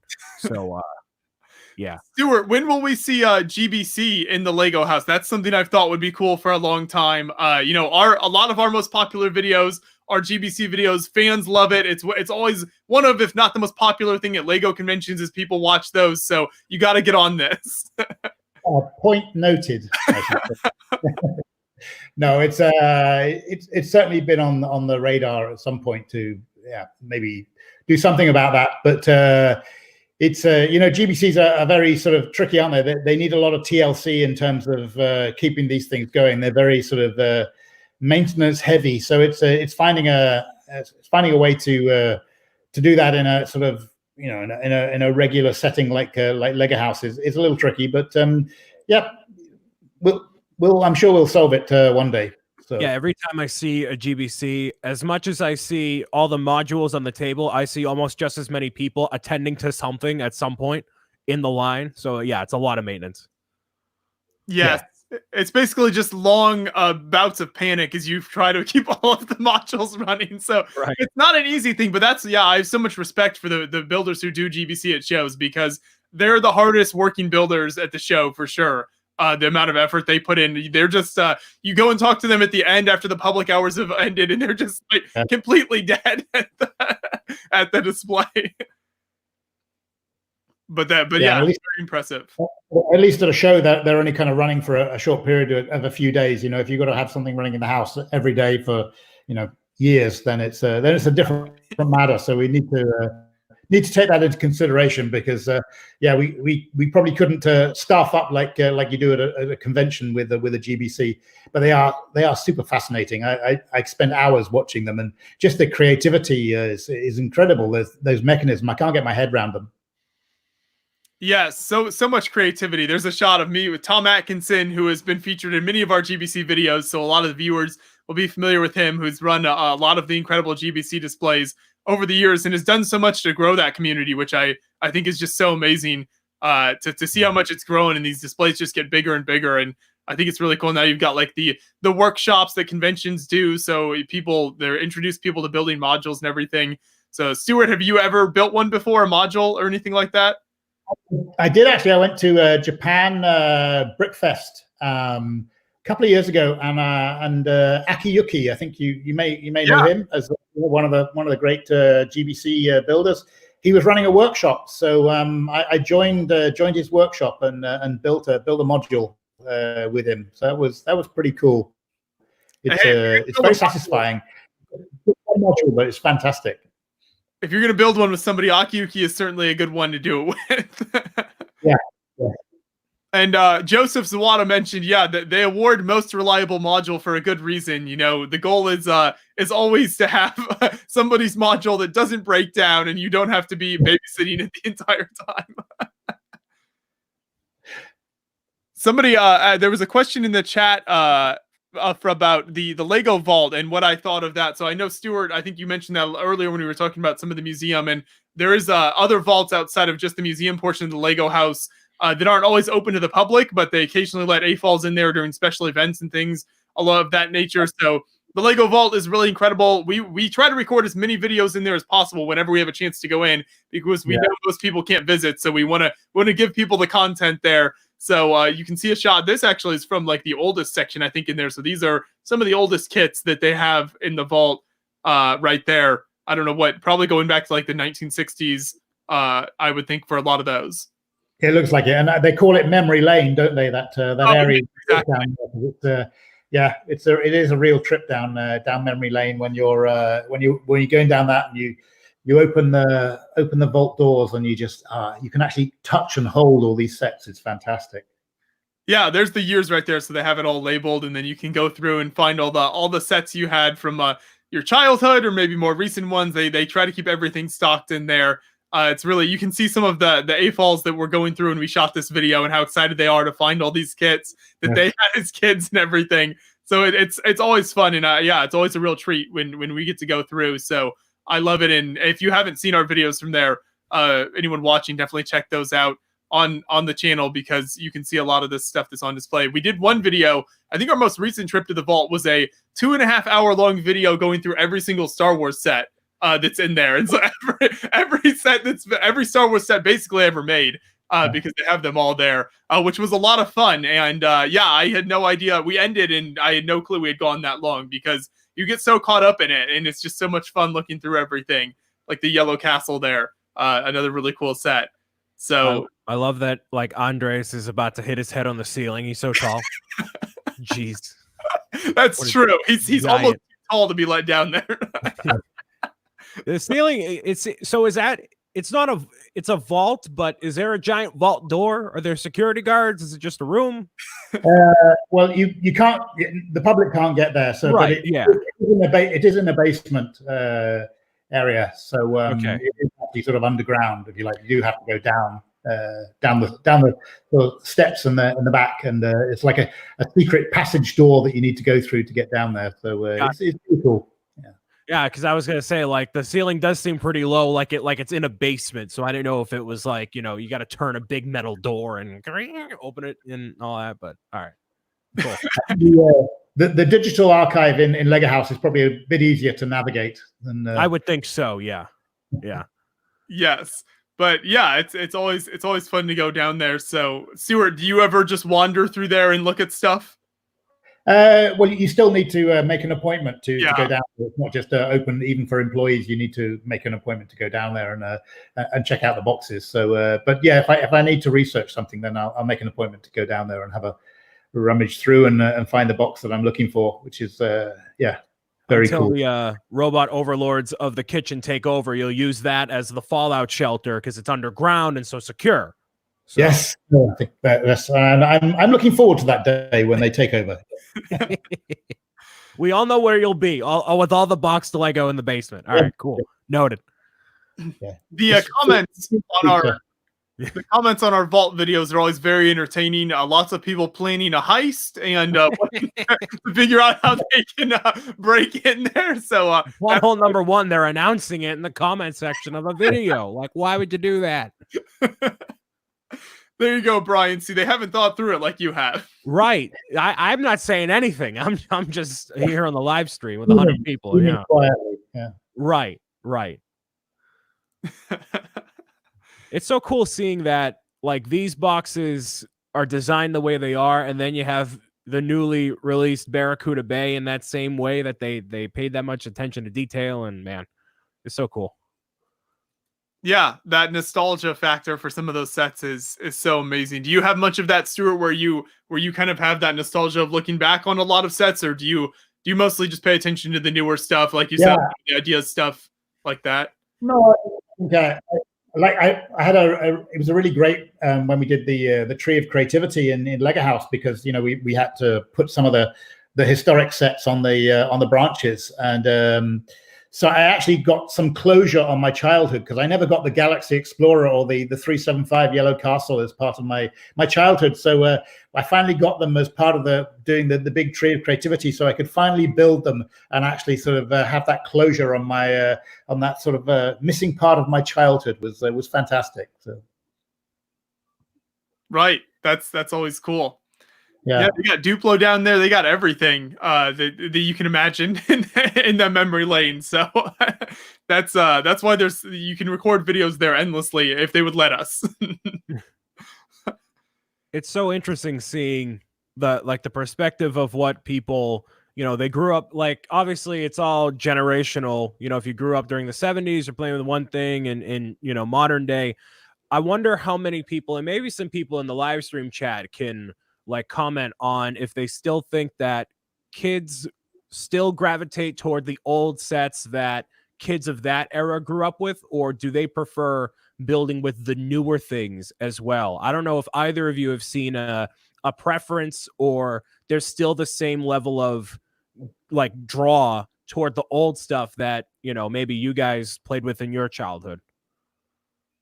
For me, I'd say that it's definitely less of a draw. I feel like, especially because with the license themes today that Lego has that they didn't have back during, a lot of those older themes came out. I think the license themes pull in so many kids that is mostly what their focus is on, in my experience. Yeah, I would agree with that. I think that don't necessarily have the context of seeing that set, and I think you need to have lived through it for it to have some kind of nostalgic value.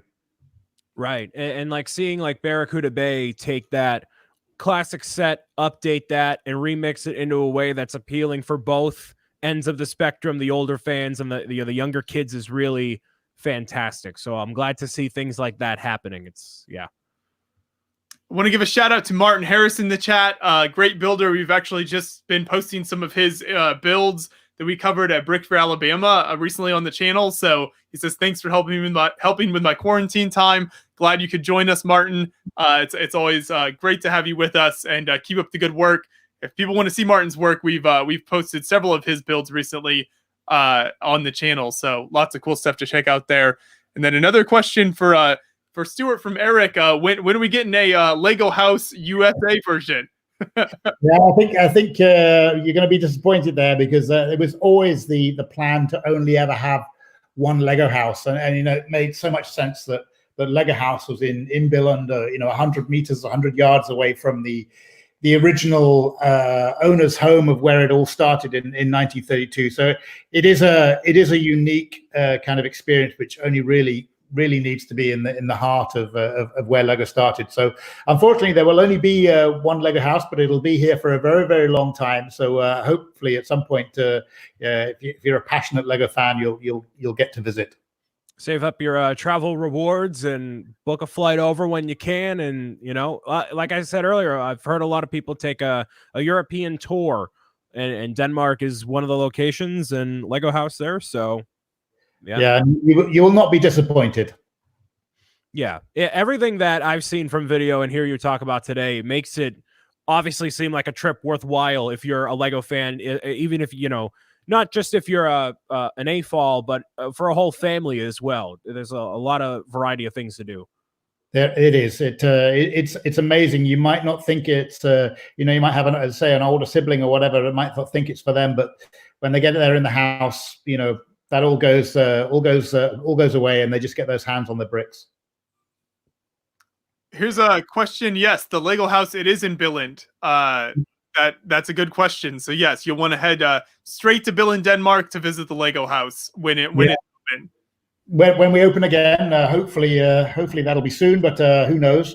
But yeah, it's in Billund in Denmark, in the very hometown of where it all started. If you look down, you'll see Duplo bricks embedded in the ground. Just follow that from the airport, and you'll see the house. You'll figure it out. Yeah. Follow the yellow brick road. Yeah. Yes, there we go. Yeah. And that's something that I think is so cool with the Lego house being in Billund now. I know, Brian, you kind of referenced this a little bit earlier when you were talking about some of the other things to do there, but Billund is certainly an out of the way place to visit in Denmark. So it's nice now because there's kind of several days worth of activities to do, because you got the Legoland Park and now you have the Lego house. I think both of those are full day activities. There's like the water park you can do there as well if that's what you're looking for. So it kind of makes the trip a little bit more worth it now if you're going out of your way to make it to Billund, which isn't kind of on its way to anywhere else. No, it's but it's relatively easy to get there from an international perspective. At least they have an international airport, so it's in Billund. So there are some good connections from like Amsterdam or from Frankfurt to Billund. That's true. Yeah, so they have built those up, so you can get flights in there, and it's not too bad. But yeah, you can plan to spend multiple days there and experience everything. There's a question, Stuart, about your favorite part about helping with the inside tour. Oh, that's a tricky one. I mean, it's a real privilege to be on the inside tour, which is for those that don't know, it's basically this really intense sort of super VIP fan tour of 2.5 days, hosted by the Lego House, but you get to do all sorts of fantastic things and meet lots and lots of designers and really get hands-on and behind the scenes at the Lego group, and it's really super popular. And it's very, very limited places. But in terms of the favorite part, that's really tricky. I think I really like actually. I love to meet the diversity of people that come on the tour from all over the world, and, with collectors and builders and so on. But I think sort of the evening the evening build time and is kind of one of the great things where we actually have sort of this hands-on experience that the guests have to take part in. So that's pretty fun. Right. It's so much to do there, and it's certainly a great experience. Definitely. So if anyone has the opportunity to take the inside tour, definitely recommend it. Let's see. We've got I think London Bridge Bricks joined us here in the chat. Stuart, they say it's nice to have a fellow Brit on the channel. Yes, I should have my bowler hat just like my minifigure. Really very British then. So yeah. You were the model for the Leicester minifig, right? Yeah, I think I must have been. Yes, I need the British waistcoat and the Union Jack in there. That's my usual weekend casual attire. Yeah. Yes, of course. Let's see. There's in the chat here. There's the new Amsterdam Lego store. So people saying they're going to head there. So yeah, that store looks very neat. Haven't had a chance to visit there yet, but I got there on the opening day. I was there for something else, and I realized that they were opening the store there. So I just happened to be able to get down there, and it's a very cool store. Really cool. Yeah, definitely worth a visit. MJ asked, so I've got these keychains behind me, wondering if there's any rare ones there. So a lot of those are not particularly rare. They're just kind of older ones that collected growing up from some older themes. One of the rarest would be, let's see, I can't take it off, but there's a red brick here, and that's from San Diego Comic-Con 2019 last year. So they were selling those at the Lego booth. And so that probably is, they didn't make a whole lot of them there. So that probably is one of the rarer ones back there. But most of them are just minifigures from old themes that I collected growing up and thought were cool, and then keep them on display now. Got another question from Adam Technic. He hopes he can make it to the Lego House someday, and he's gonna rewatch the Lego House video on Netflix. There you go. So, there's so much good information you might need to watch more than once. And you'll see the flag again. Yeah. Exactly. Let's see. Ben says the bigger the pick-a-brick wall is, the better the store is. So I don't know if is there a direct correlation there. I don't, maybe, I'm not sure.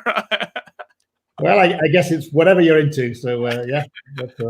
Do you have a favorite color to build with or to see in a mock, Stuart? Actually, I love a lot of the Lego Friends colors. So they're very cool. The sort of like some of the purples and so on in there. So yeah, they're definitely really cool. Yeah, the Friends sets, especially now, have a good variety of colors and some that, along with like the Lego Movie 2 sets, it led a lot of opportunities for a lot of color diversity. It was nice to see. Yes, yeah, that's true. Yeah, and like now in dots, as MJ is saying in the chat, have you tried the dots at all, either of you? I have. I've tried a bracelet. It was a little tight on my wrist, I must say. But I did try building a bracelet. Yes. I have not actually played around with them at all yet, but based on all the reviews, what everyone said, it seems like people are really enjoying it. But no, I haven't personally tried them out. You need one, Stuart, that matches your yellow shoes, and then you can have one little yellow line on it, I think. It's the accessories that really make the outfit. Yeah. Ben also saying, yeah, the Trolls had a lot of great new elements and rare colors, the Trolls set. So some of those where they're really like crazy set designs can bring out the cool colors and the cool pieces that people that AFOLs can use in a lot of unique ways as well. Yeah, it's great, because obviously being in the development area, you see a lot of the bricks which are going to be coming forward, and you see them in all new colors. Oh, why can't I use that one now? Why can't it come out now? Because you see a lot of cool stuff coming through. So yeah, there's some nice ones. Here's a comment that just came in from Hey Bricks. They said they met you, Stuart, at the 2018 Lego Inside Tour, and says my wife and I had a wonderful time. Fantastic. Nice to hear from you. Yes, positive. Leave a 5-star review for Stuart there.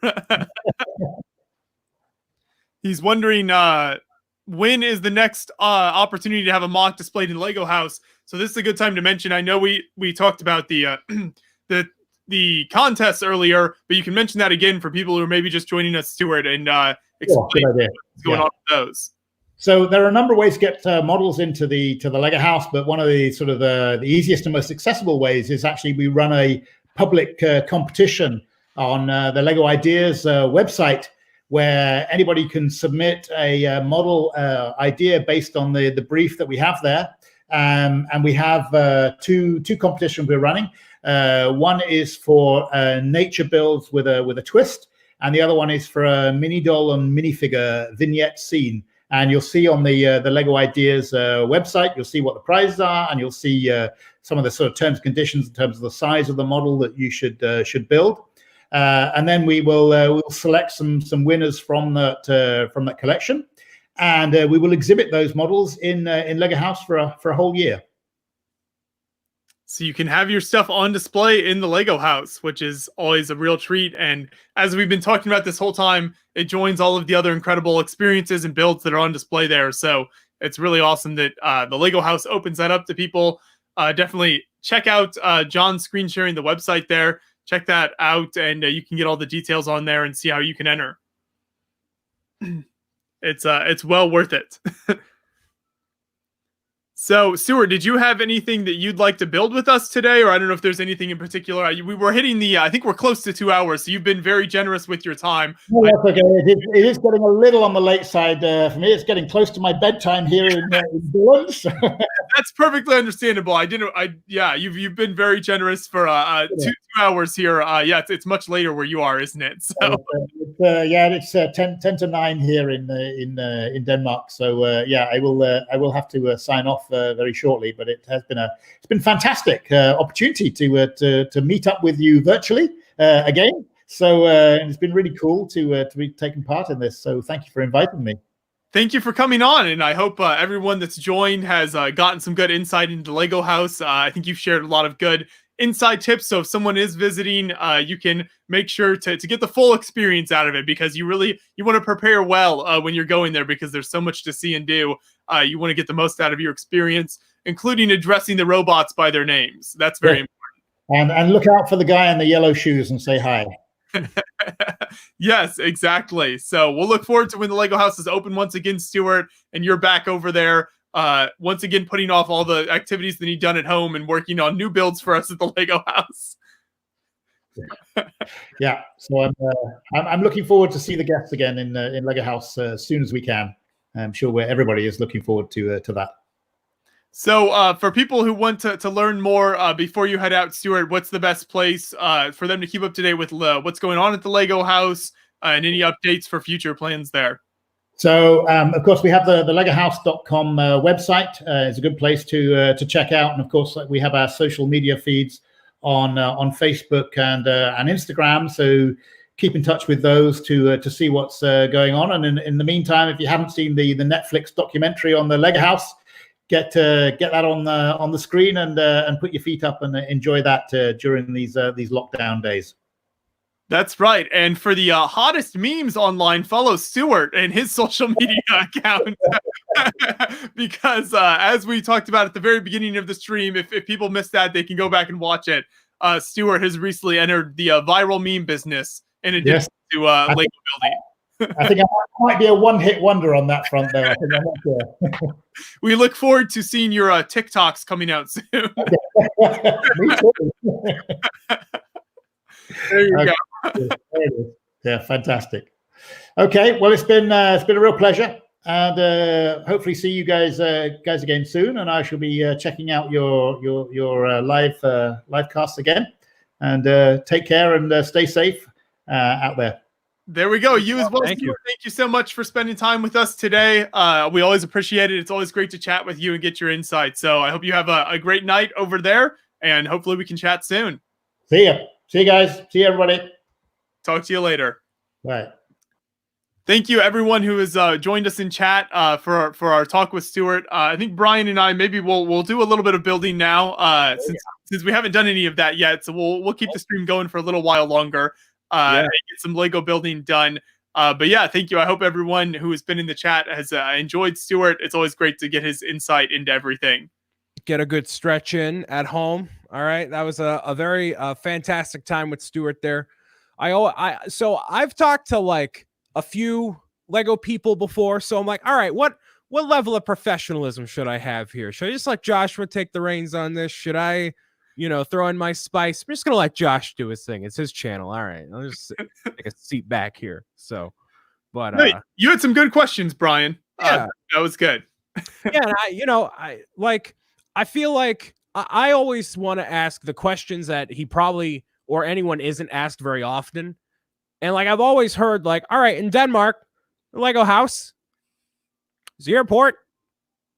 I don't know. So like, I'm curious. All right, what do you have for food around there? What do you do? So yeah, there's a lot of steak and pizza, which I always think is funny, but it's like the stereotype. Everyone talks about that. So yeah, hopefully some good variety there. I've always wanted to go. I could have probably gone to the inside tour, but I was like, oh well, now's not the right time or whatever. So because that tour is next level from what I've heard, even apart from like, you guys have gone there, media and all that, but like just that whole tour experience itself is like crazy. Yeah, it really is. There's so much cool stuff you get to see. So like Stuart was talking about, definitely check out the inside tour if people haven't had a chance. But I know it's limited. It's hard to get in a lot of times. So you gotta pinch your pennies, save them up, because it's a lot. Emma Clouds in the chat. How you feeling, Brian? I'm feeling good. Chilling with Joshua and Stuart, who just left, in case you missed that. What are you guys doing during the quarantine besides these streams? Great question for you, I guess, Josh. Right? I don't run this shindig. That's you.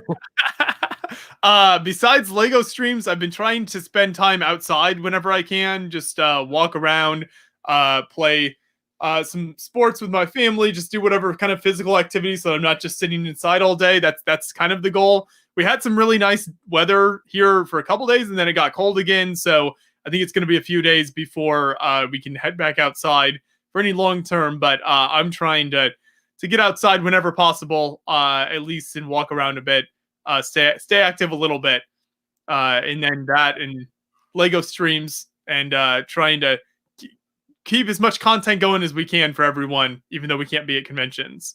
Yeah. So there's going to be a whole lot more of the correspondence showing up probably in the weeks to come. So if you're excited for that, cool. You should be. And thank you everyone to being here in the live stream chat and leaving the likes and whatnot. Also wanted to not shamefully promote, but like just say thank you to anyone who showed up last Thursday for the Lego Star Wars live stream, something that so it was like crunched down to the wire because I was like, all right, I need to eat something before I start because otherwise I'm going to get crabby. And then I want to make sure that the stream works. And then it worked and I wasn't crabby. And it was a really great chat there. So it was fantastic. And then I kept saying like, all right, I want 100 likes on the video. If you convince these Hanlon brothers to let me come back. And then it ended up with the video being posted afterward to 600 likes. So holy Toledo, thank you all so much for allowing me to do that and giving me the reception, positive reception. I appreciate that. I really enjoyed that. I watched the entire stream, Brian, because I actually haven't played through a lot of those Lego games. So it's fun to see the game. And then it's also, your commentary is fantastic. I was sorting pieces, so I was able to get some stuff done while listening and watching you. I'm amazed at how you're able to look at the chat and play the game at the same time. If I was doing that, I'd either be really bad at the game because I was looking at the chat, or I'd just have to completely ignore the chat. So I'm not going to lie to you. Very difficult. It's very difficult so like in my live streams, and I said this like last night, I stream like 3 times a week, and my chat in particular is so interactive, and everyone on the Beyond the Brick streams right now, like, there's a lot of people not talking, but like there's so many people who talk and want to contribute to the conversation. So when I'm trying to focus on the game, be entertaining, moderate the chat, and answer questions, it's like, what? And then as Brick Cafe is like, who said Brian's good at the game? Just kidding. Like, I'm not good at a lot of these games. I just play them, and that's like the conversation piece. It's not easy. And unfortunately, a lot of people like don't acknowledge the chat as much with a gaming stream, but the Lego streams, like building, allow you to have that dialogue and that conversation, because really, you putting pieces together for 4 hours isn't really interesting. It's, what you do here. So it's 2 different frames of mind. And luckily I've been doing it a while, so I kind of know what I'm doing a little bit. Yeah. No, I'm sure it takes some practice and experience for that to keep the chat going in the game. I'm drained. What was that? No, I get drained after some of the streams. I'm just like, huh? So a little recovery time, but no, it's always fun. And yeah, thank you for having me again. I'm glad I'd say it went well, and I'd say people enjoyed it. So I think so, yeah. So everyone in chat, we actually won't have a gaming stream this Thursday because we have a special Lego Masters stream coming. So the final episode of Lego Masters is tomorrow on Wednesday, and then Thursday afternoon, probably 1 p.m. Eastern, the same time we start these streams, we're going to have Lego Masters panel with all 3 of the final teams from the final episode. So if people have been following Lego Masters, that should be super exciting. The show will finally have ended, so we can talk about everything, which will be great because it's always so difficult just trying to ask the questions that they can answer, and then there's a lot of things that the contestants haven't been able to talk about. So yeah. We can't talk about how I stole the trophy from Will Arnett. We'll be able to publicly disclose that Thursday. It's going to be, I can finally vocalize how I feel. Yes. There you go. So yeah, so if anyone wants to check that out, I'll be hosting that with the Lego Masters contestants, and you can check that stream out. And then we'll have Brian back the next week for more gaming. I'll be excited to see that. Do you feel like, Brian, that we talked about how you have to keep an eye on the chat and everything. Are you worse at a game when you are streaming it because you have those other things? Do you notice, or does it not make much difference? It depends on the game. So if I'm playing like Animal Crossing, it's a very passive experience anyway. So being good at the game doesn't mean high-paced action. Right. If it's a game that I've played before, it usually doesn't impact me. When I'm playing a game that I haven't played before, well, I usually don't do that on live stream. That's more for videos, and I get into a focus zone that way. So, like if I'm playing Mario Maker, where it's one level and I have to focus for a 30-second time period, I focus on that, then pick back up there.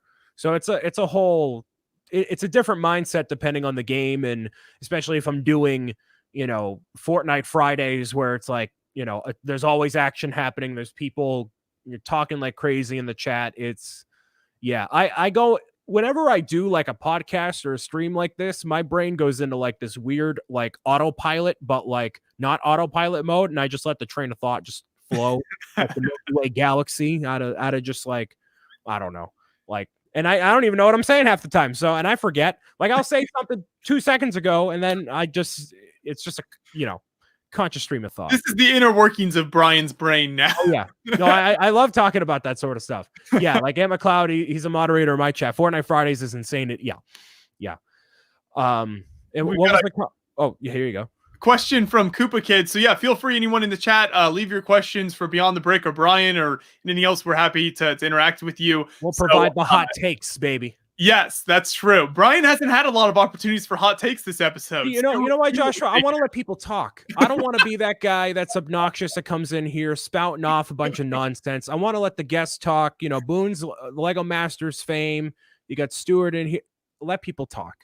It'll be our time to have our dialogue when it needs to happen. There you go. That's very thoughtful of you. I would like to think so. But anyways, you were saying. Yeah, so Koopa has a question. Beyond the Brick, are we going to Bricks by the Bay this year? So we do have Bricks by the Bay scheduled. We actually, several months ago, had booked all our travel plans for that and have that whole trip planned. If it happens, we'll still see. That show is like July, kind of middle of July, I believe. So we'll see what the situation is at that point. But we are definitely planning to go there. We're going to make a whole big trip, like a West Coast trip, starting with Bricks by the Bay. Then we're going to drive around, visit some A-Falls, a few different places, and then go down to Comic-Con after that. So we'll have a whole big kind of out west trip for us, doing a bunch of various Lego activities during that time. So we're excited for that. Hopefully it all happens like we have it planned and everything can carry forward. Right. And then when you are out doing your thing and saving the lemurs of Madagascar is when I will be able to go to Denmark on your behalf. So that'll be a great trip that you guys take eventually. Yes, exactly. We will be out there with the lemurs. Love them so much. Wouldn't want to miss them. Well, you're chilling with penguins. I'm like, man, what's next? The lemurs? Are they gonna go cuddle with polar bears? And our wildlife experiences. Man, I've got my Antarctica mug. It's hard to see. There you go. The glare is kind of bad, but at Antarctica, they gave us these in Antarctica for water when we would go to shore to keep yourself hydrated. So that's what I'm using today. Antarctica, you just chip off a piece of ice and melt it. What are you talking about? They frown on that. They don't like that. You're ruining the penguins' habitats. Right. How could I forget? Jeez. Nacho Freckle asking, how do you feel about Lego Mario? To summarize, I hate it with all my heart. Yeah, we always got to get that question in every week. Yeah, every week it's been. I'll be better about that. So if you want to know how I feel, just watch the previous episode. Before I get to Ben's question real quick, Joseph Zawada had asked a while back how my Breath of the Wild playthrough was going. And unfortunately, that's on hold because I was actually, I would go and play the game at a friend's house who has a Switch because I don't actually have one.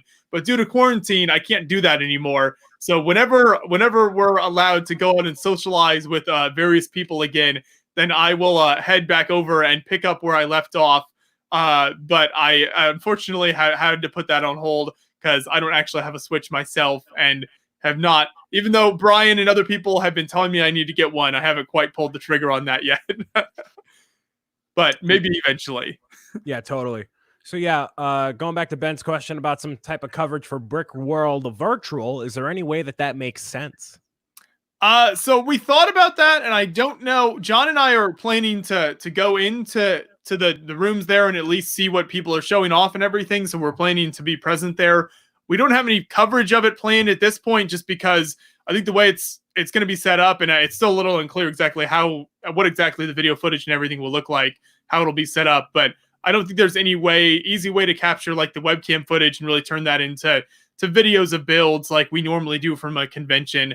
So I think that experience primarily will just be for the people who are actually in the different Zoom rooms and can see the builds that people are showing off, because at this point, I don't think there's any good way to get like high quality coverage of a build based on the webcams and the people will be using. Evan said this whole live stream has been awesome. Thank you so much. Well, you're welcome, Evan. Thank you for being here. And if I'll just take the reins, but if you guys have any suggestions for things you want to see from us in these live streams or in the chat or whatever, let us know. I mean, I'm open to feedback on things to talk about, topics and changing things and whatnot. So we have a lot of time on our hands. So go ahead.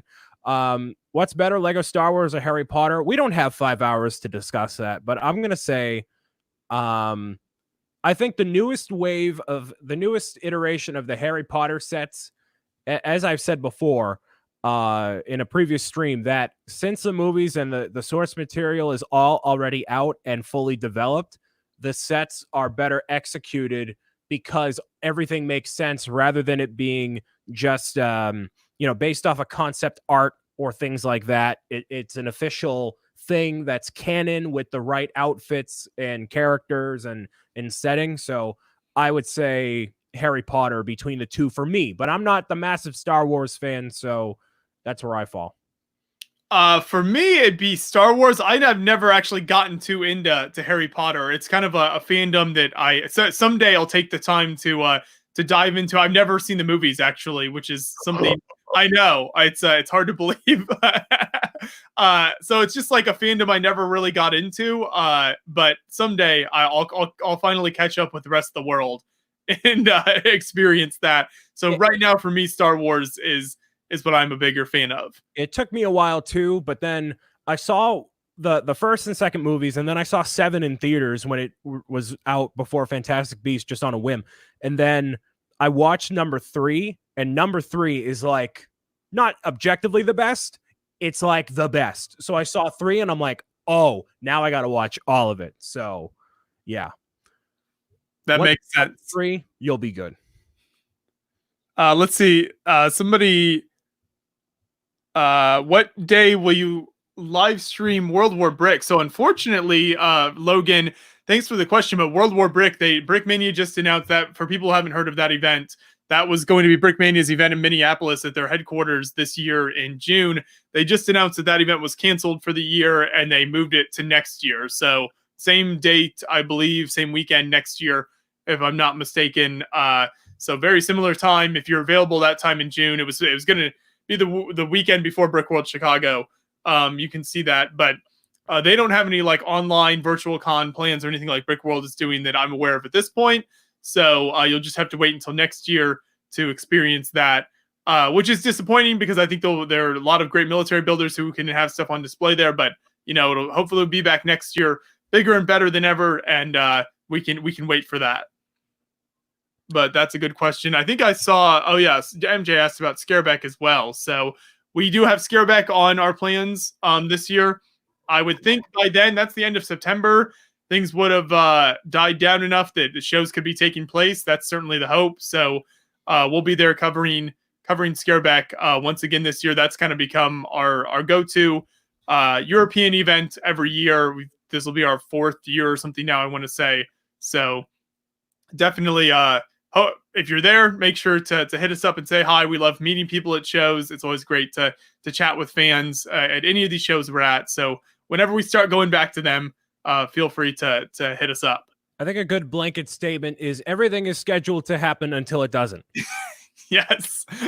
So, That's very true. And I think I've been impressed. I think a lot of the convention organizers have been doing a good job of keeping people updated. So like Scareback, the people running that on Facebook and stuff have been posting pretty regular updates. So if you have any questions about any of these shows, definitely look on social media or the website for the show, because I think from everything I've seen, the convention organizers are doing a good job of whenever they have information, they share it out with people, and they want to get that stuff out to people as soon as possible to keep everyone up to date. Because obviously, a lot of these shows people travel distance to, so they want people to know what's going on. Totally. Wani asking Brian and Josh, what are your guys' favorite Lego minifigure series?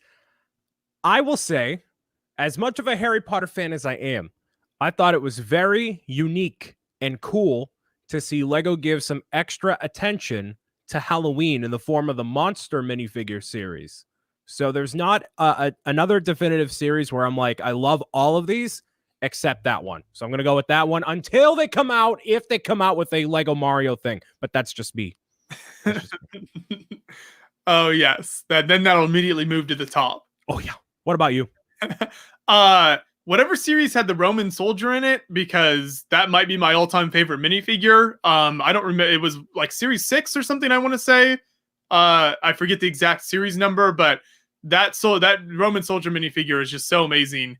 I collected a whole bunch of those, have done some smaller like Roman mocks and builds with them, and just the detail on it I think is so cool. So that probably for me. But there's great figures in every series, so I feel like they always have at least a few that catch my eye every series that they release. This latest one, 20, I thought was particularly impressive. I think there are a number of really neat ones in 20.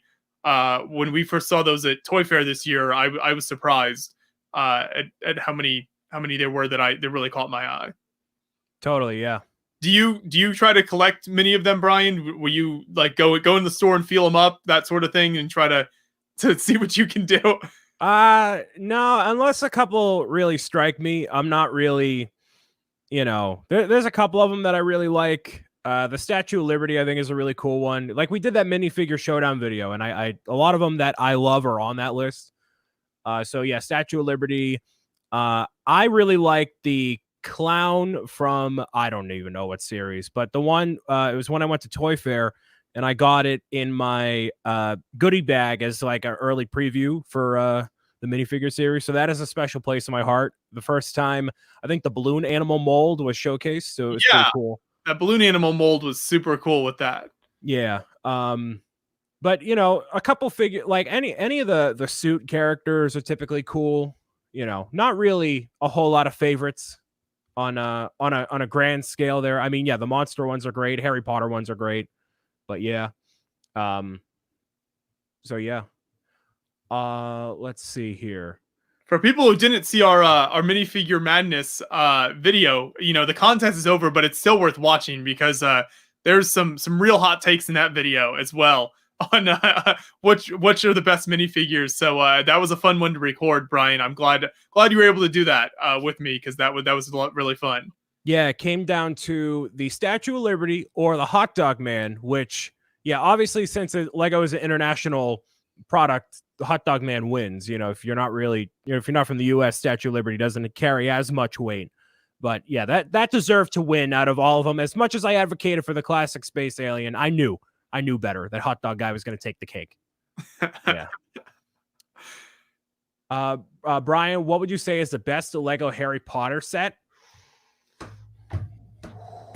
I mean, I'm obligated to say Hogwarts, but in terms of my favorite, I really like the Hogwarts Express. Lupin's my boy.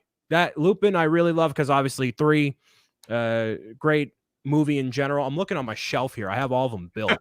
All the ones that connect together to make the giant Hogwarts castle is great. But yeah, I feel like I'm obligated to say the Hogwarts castle. That's like the end all be all Harry Potter set. It's great. It's amazing. Especially if you can light it up in some context too, that'd be even cooler. I don't have it yet, but I'm always tempted to pull the trigger. I'm like, should I not? So that's the latest Hogwarts castle is the one you're talking about? Yeah, the $400 one. The big one. Okay. Yeah. Shout out to Justin Ramsden, fantastic Lego designer who really did a great job with that set. Craig in the chat, I know it probably won't happen, but I love to see horror movie minifigures like Freddy, Jason Myers, etc. What's your thoughts? Yeah, you're not getting that. No, not a chance. But that would be interesting. They've done a lot of classic movie franchise figures already with Back to the Future and Ghostbusters and all that. So that I feel like that'd fall in that camp, but yeah, not to that extent of like horror esque. Although, yeah, it'd be cool. The what is it? Brand values that Lego always likes to throw around. I don't think right. that's well. I mean, people were like, yeah, but they did Stranger Things and kids die in that one. It's like, well, it's just Barb and no one cares. So Will's fine. Oh, no. Fine. Okay, well, now we've just lost all. Yeah, right. I mean, but like that to me is not in the same vein as like, you know, Freddy and Jason and all that. Like that's horror, but not in the same way. The Demogorgon and all that. Yeah, I don't think so. Right. It's not like strictly horror. Like the goal of it is not to be horror. Right. So yeah, I mean it's scary. It's definitely spooky. I think you know, Stranger Things and Halloween together, at least season 1 or 2. I think 2. But yeah, I think that's the creepiest thing Lego has done for a theme, right? Is that, or like there must be something else. Like what's the most like not, I guess, family friendly thing they've done? I don't really know. James Bond, but that's not a figure. Some of the Indiana Jones stuff was kind of scary, and they made a lot of kits based on that. That probably is.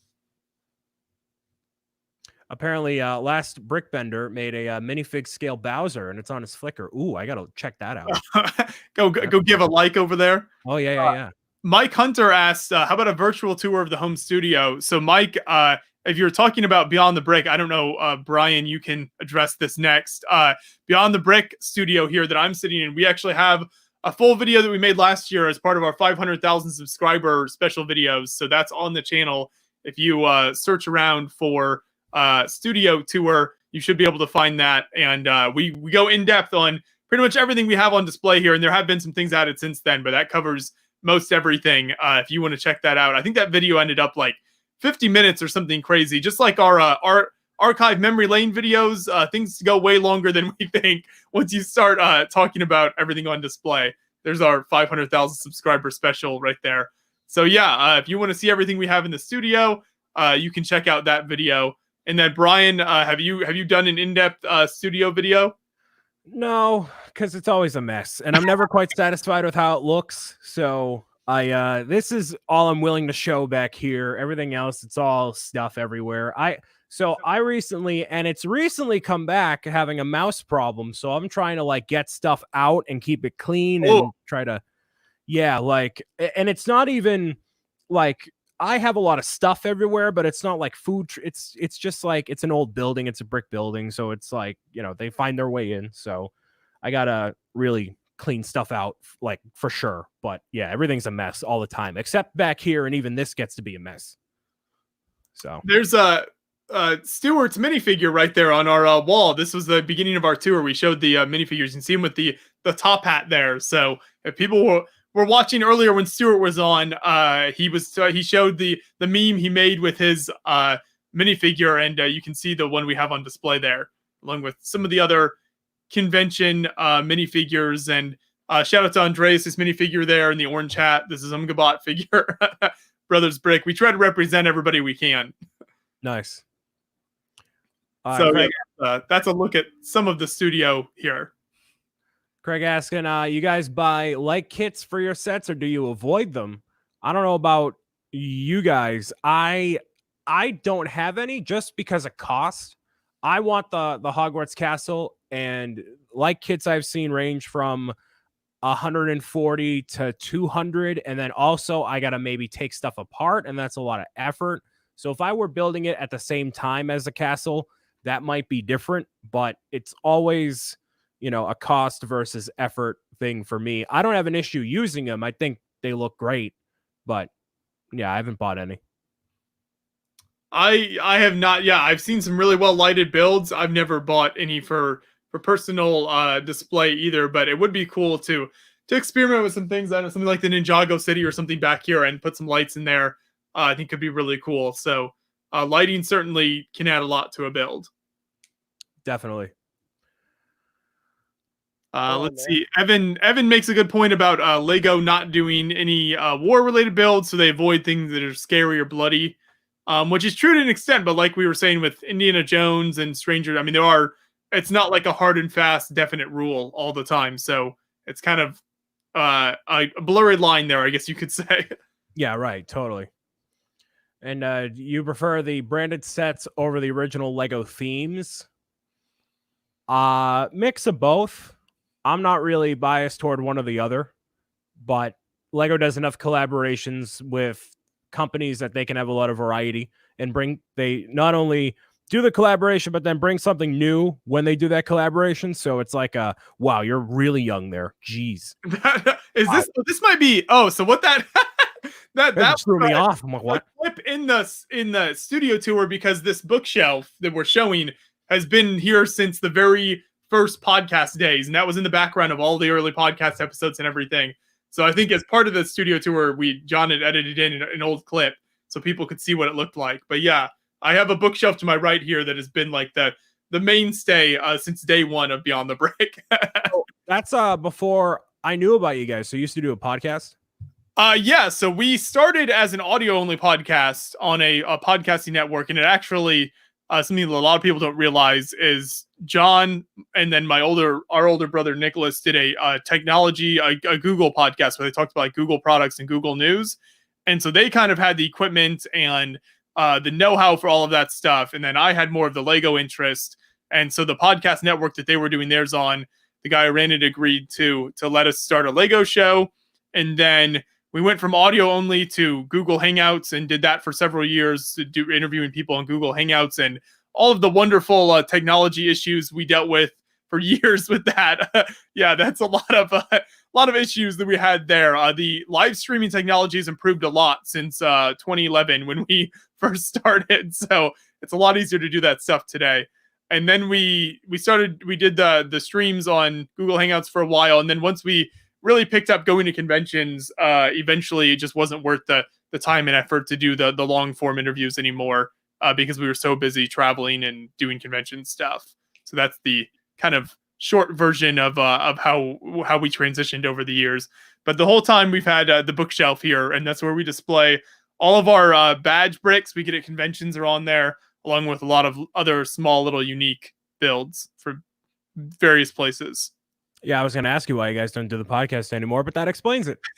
Yeah, it was enjoyable, and we did almost 200 episodes of, and a lot of the episodes were an hour or more, 2 hours, that we would go quite a while with some people. So it went for a while, and we talked to a lot of the most well-known builders in the community, and covered a wide range of different builders. But eventually, yeah, it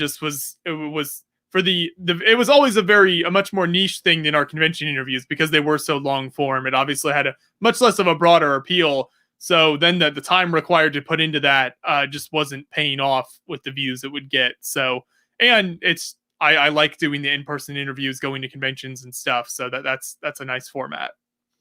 Yeah, that totally makes sense. I get you. There's some creations for charity bricks, some Legoland Japan hotel bricks showing there. So all sorts of little things we try to keep on display. Yeah, there's a couple questions in here for you guys. I don't know if you want to. Sure. What were they? I haven't been paying attention. Oh, okay. So like London Bridge Bricks asking, like, Joshua, what advice would you give to someone starting out on YouTube / Twitter or podcasting? That's a question. That's $1 billion question, is it not? I still have that question myself sometimes. Me too. I think that the number one answer that I think you hear a lot, but you hear it a lot because it's so true, is just keep creating content. There's really in my mind, there's really nothing that can take the place of putting out consistent content that you enjoy making and are passionate about, and that comes through in the videos. If you're doing that, that's really the number one thing. Things like camera technology and, I don't know, graphics and kind of some of these side things that do make content look better are less important than just consistently putting out those videos on a daily basis if you can. I think is the ideal way to do it. But if not, at least on a consistent weekly basis when people know they can count on content. And yeah, stuff is going to be bad at the beginning. I think we were talking about this, Brian, on one of our previous streams, where I look back at a lot of the early videos we made, some of those podcast episodes, early convention interviews and stuff, and it's really bad compared to what we do today. But that's just how it is, and that's how you learn. There's no better way to learn than doing it. So my number one piece of advice is always just keep with it and keep creating content, and you just kind of naturally figure out the other side things as you go along. And that's how it worked for us. Is we figured out, we worked with people like Kevin Hinkle, who then made a better logo for us and could make better graphics and things. We figured out some of those things as we went along, but that whole time the main focus was always just keep putting out content that people liked, and the rest works itself out. Yeah, and like a lot of people that might be listening or might be younger that want to achieve that professional status that maybe Beyond the Brick has or someone else has, but it's like that takes so many years. Like, you guys been doing this how long? It's been like 8 years now. Right. And how old are you? 24. Okay, so same age and just about the same amount of time doing this thing. It takes like a long time to get and refine your skills and what you have interest in and the way you deliver information and what you want to change and all this. It just takes time. And if you see yourself year after year improving a little bit, then you're doing something right. And if you want to keep with it. And it'll figure itself out. Because if you're meant to do it and you love to do it and it is successful, then there you go. Yeah, and don't be afraid to get feedback as well. Because once you've kind of figured out, okay, what's something I can consistently put out that I enjoy making on a regular basis, at that point, it's kind of, then you're just tweaking it to what is it that your fans and the people who watch your content are looking for. So like with Beyond the Brick, a big part of it was, what are the types of builds that are popular and that people want to see? Things like the great ball contraptions, military builds, Star Wars, things that are consistently the most popular stuff that we make sure we cover, because that's what people want to watch and help the channel grow. And we do other stuff as well that we know, because we want to try to give a variety, but there are certain things that we make sure we focus on, because we know that's the kind of the core of what we're putting out that will get the views and keep the channel going. So once you've kind of figured out what works for you, it's just tweaking it to the best, appeal to your audience in the best way possible. Absolutely. Couldn't agree more. Brick Vibe said, I can't tell you how many times I've heard people say, I want to start something, but never do because they think they need something. Just start doing it. Yeah, that's exactly right. So there's always, you could put it off forever if you keep saying, I want some piece of equipment or whatever, or I want to wait until I'm at this point in my life. But you got to start eventually. So right.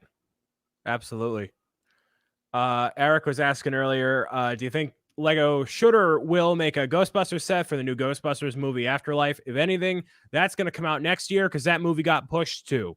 So not a great year for movies this year, but I think you'll see it next year. If you see it, I'm pretty sure Ghostbusters and Lego are still in cahoots. So why not, right? I didn't even know there was a new Ghostbusters movie coming out. Oh, yes. There's a trailer and everything. Oh, okay. Yep. It got pushed to, I think, summer next year or spring next year. But yeah. That's another movie I've never seen, which is on my list. You have more time than you've ever had before. Come on. I know. Take one last walk during the week and go watch it. I haven't been spending it catching up on all the movies I need to see. I know it's a problem. Oh, yeah. I did actually, for the first time recently, watch Toy Story. I'd never seen that before. There's a lot of things I haven't seen. So I did see that. I was obviously familiar with it just because it's like a part of the culture now after all these years. But you don't have a childhood? What did you do? Were you studying World War II out the womb? Like, what were you doing? Yes, I did watch a lot of World War II movies growing up. I believe it. I totally believe it. Jeez. So, yeah, I just a lot of didn't watch it. I watched some animated movies, but animated movies weren't a big thing growing up for me. So I've actually been catching up on those recently. So I never realized how dark Toy Story got, and like, scary that movie is. I'm glad I didn't watch it as a kid because I think it would have really messed me up a little bit. I mean, look at me. I'm a living example. But have you seen Toy Story 2? No, I haven't seen any of them. So I was starting from the beginning. Wait, have you seen it to this day? Have you No, seen Toy Story 2? I've only seen the first one. That's all. You, as a person who interacts with adult Lego fans all the time, you need to watch Toy Story 2, and you're gonna get a nice perspective on no, but it needs to be in the box, no, and that whole thing. Oh man, it's great. I'm looking forward to it. Yeah, I am planning to watch all of them. So I was starting with the first one. Are they all worth watching, or is it one of those series that goes down as they made more of them? 3 is I don't really, I like Toy Story. It's not my favorite of the Pixar movies. And I have a controversial opinion that my favorite is Cars of all the Disney Pixar movies. So you can bombard me in the chat now. I think Toy Story 1 and 2 are classics. 3 is a good way to end the series. 4, and the point of 4 is unnecessary, but not bad. It's just no one asked for it. So, yeah. Okay, I'll keep that in mind. I'll probably watch all of them eventually, but Yeah, actually. Brian, you need to make a movie bucket list for him? I do. Yes. I can put together my favorite World War II and World War I playlists, and then you can give me all the other movies that I should have been watching. Right, so I can have some good material to fall asleep to every night. I got you. Okay. Sounds good. Sounds good. Oh, there's some great ones out there. No, I've seen quite a few in my day, and you know the best docu-series on anything I've seen, not specifically just a war, but on Netflix, I forget who, I think it's not CNN, someone who produces it, and Tom Hanks. It's like the 2000s, the 1980s, like that Decade series. Yeah, those are really good. Like, I really like those. Yeah. So like I've watched most of all of those and all the different topics they cover, and yeah, it's crazy stuff. Really cool. What is your or did you say it earlier, your favorite animated movie? Because people are talking about the movie animated like Pixar movies and stuff in the chat now, so it made me think of that. Yeah, so favorite Pixar movie is Cars, the original, Cars, and then 2 is Wall-E, 3 is Ratatouille. Obviously love the original Lego movie. Love Detective Pikachu. What yeah. Everything I've ever wanted in a live action-ish Pokemon movie. Was that good? I remember seeing trailers and stuff, and me not knowing anything about Pokemon. It actually looked funny from the trailers, but I haven't actually seen it. Yeah, it's good. It's Ryan Reynolds being Pikachu, so it's as much as you could expect from that. You know, it's not quite. It's PG Deadpool, which is what you want, I guess, from a performance from him. There's from my personal bias, you know, a lot of the Pokemon media typically skews toward the first 151, but there's a good variety of Pokemon, which is good. So I appreciated that, and I love that. And Detective Pikachu, MJ, the Pokemon are animated, not the well.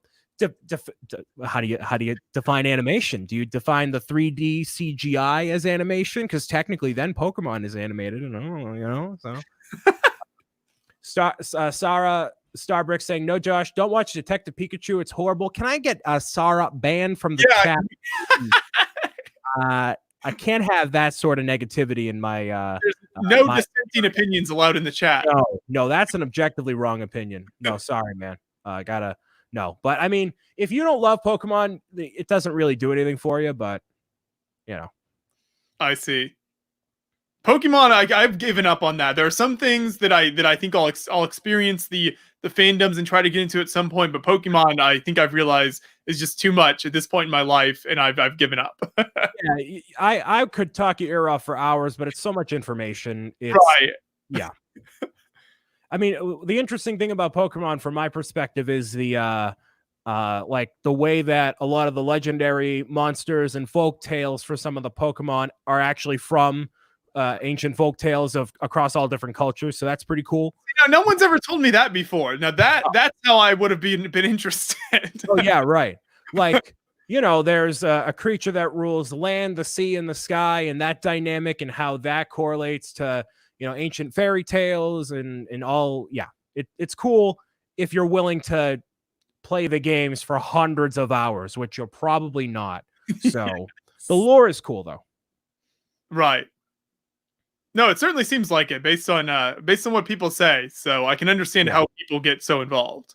Yeah, and if you're a kid watching it, yeah, you're totally set. And then Starbreak says, "I love Pokemon and play all the games." So now you go yourself. But Detective Pikachu is meh. How did you think Detective Pikachu is meh? Well, you're either a fan of Ryan Reynolds as Pikachu or you're not. I feel like that's the deal breaker. But is that the only Pokemon movie that's been made, or have there been some strange attempts in the past? If you count the animated movies, there's a ton of those. I saw the original Pokemon movie when it came out in '99 in theaters, and they had the Burger King toys that had the gold foiled Pokemon trading cards. Those are pretty cool. You get the exclusive Ancient Mew card when you see it in theaters. Pretty cool.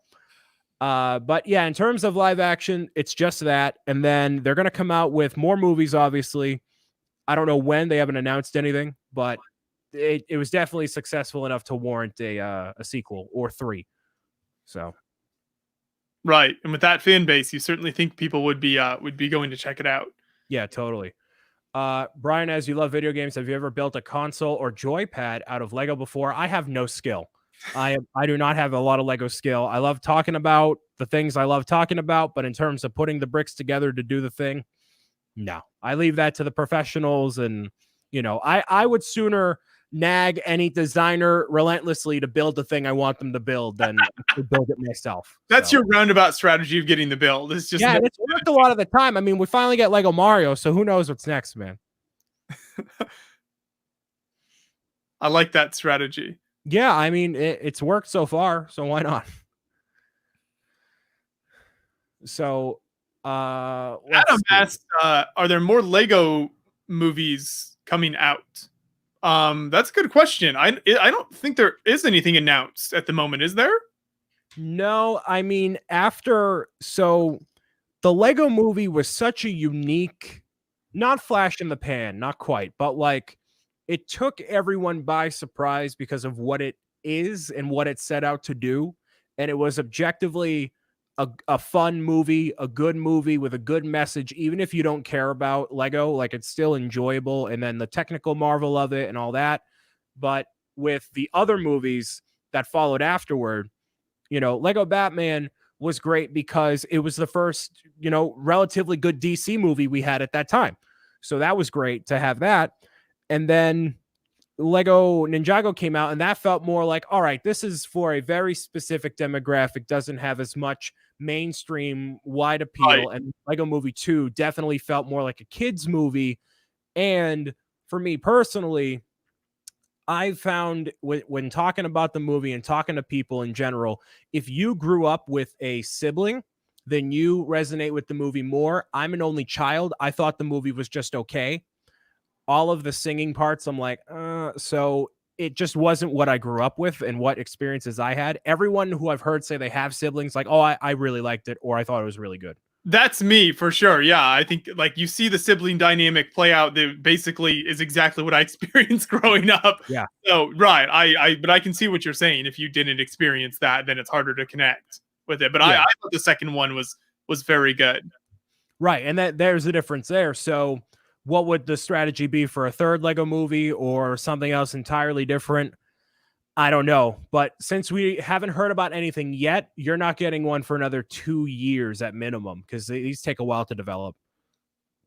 And usually there's some scuttlebutt or something afoot. But yeah, nothing right now. Yeah, but the Ninjago one definitely was the most disappointing out of all of them for me. I don't know what your thought was. I mean, it was fine. It wasn't like a bad movie, but compared to the Batman movie and the first and second Lego movie, it definitely did not stand up as well. No, it's for a very specific audience. If you're a fan of Ninjago, that's great. And I don't think Ninjago was quite old enough yet to be like, when you had the original Lego movie, you had the parents bringing their kids to the theaters because they grew up with Lego and it's a Lego movie. Right. It's its own thing. But the Ninjago fans right now are my age / younger. They're not parents yet. So if that came out a little bit later, that might have been a different reception and willingness to let, the kids go to see the movie with their parents and whatever.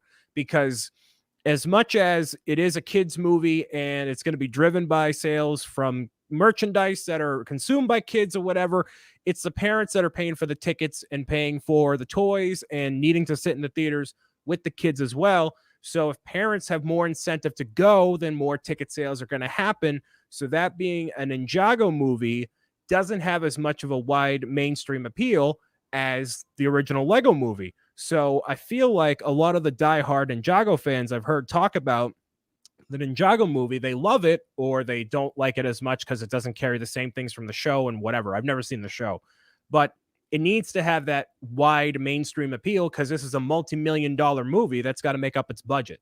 So it's, yeah, two different frames of thought. And I thought it was just, I had no connection to the characters. I think the mechs are cool. The Cole's Quake mech, one of the coolest Lego sets I've ever built. Such a cool concept. But other than the sets are great. The movie, it exists. It's fine. That's I think my feelings as well.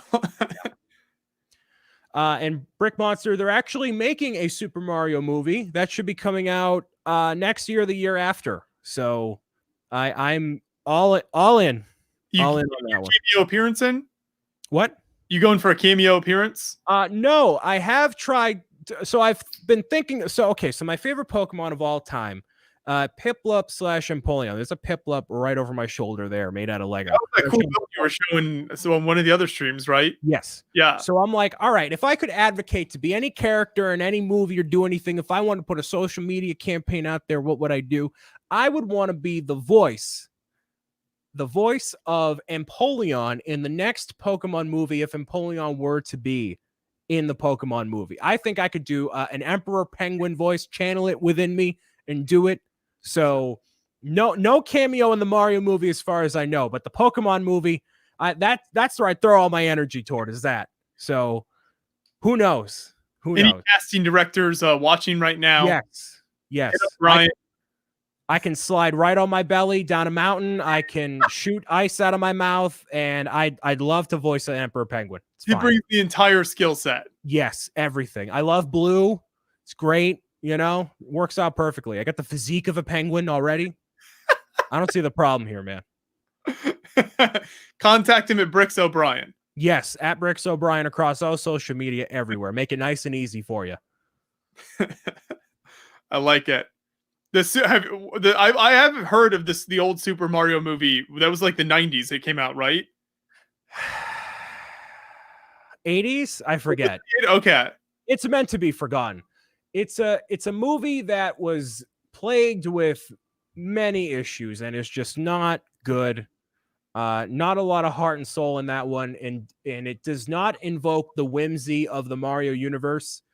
It's like a very dark, brooding Brooklyn sewers, and it's like John Leguizamo is in it. It's like, what is everyone doing here?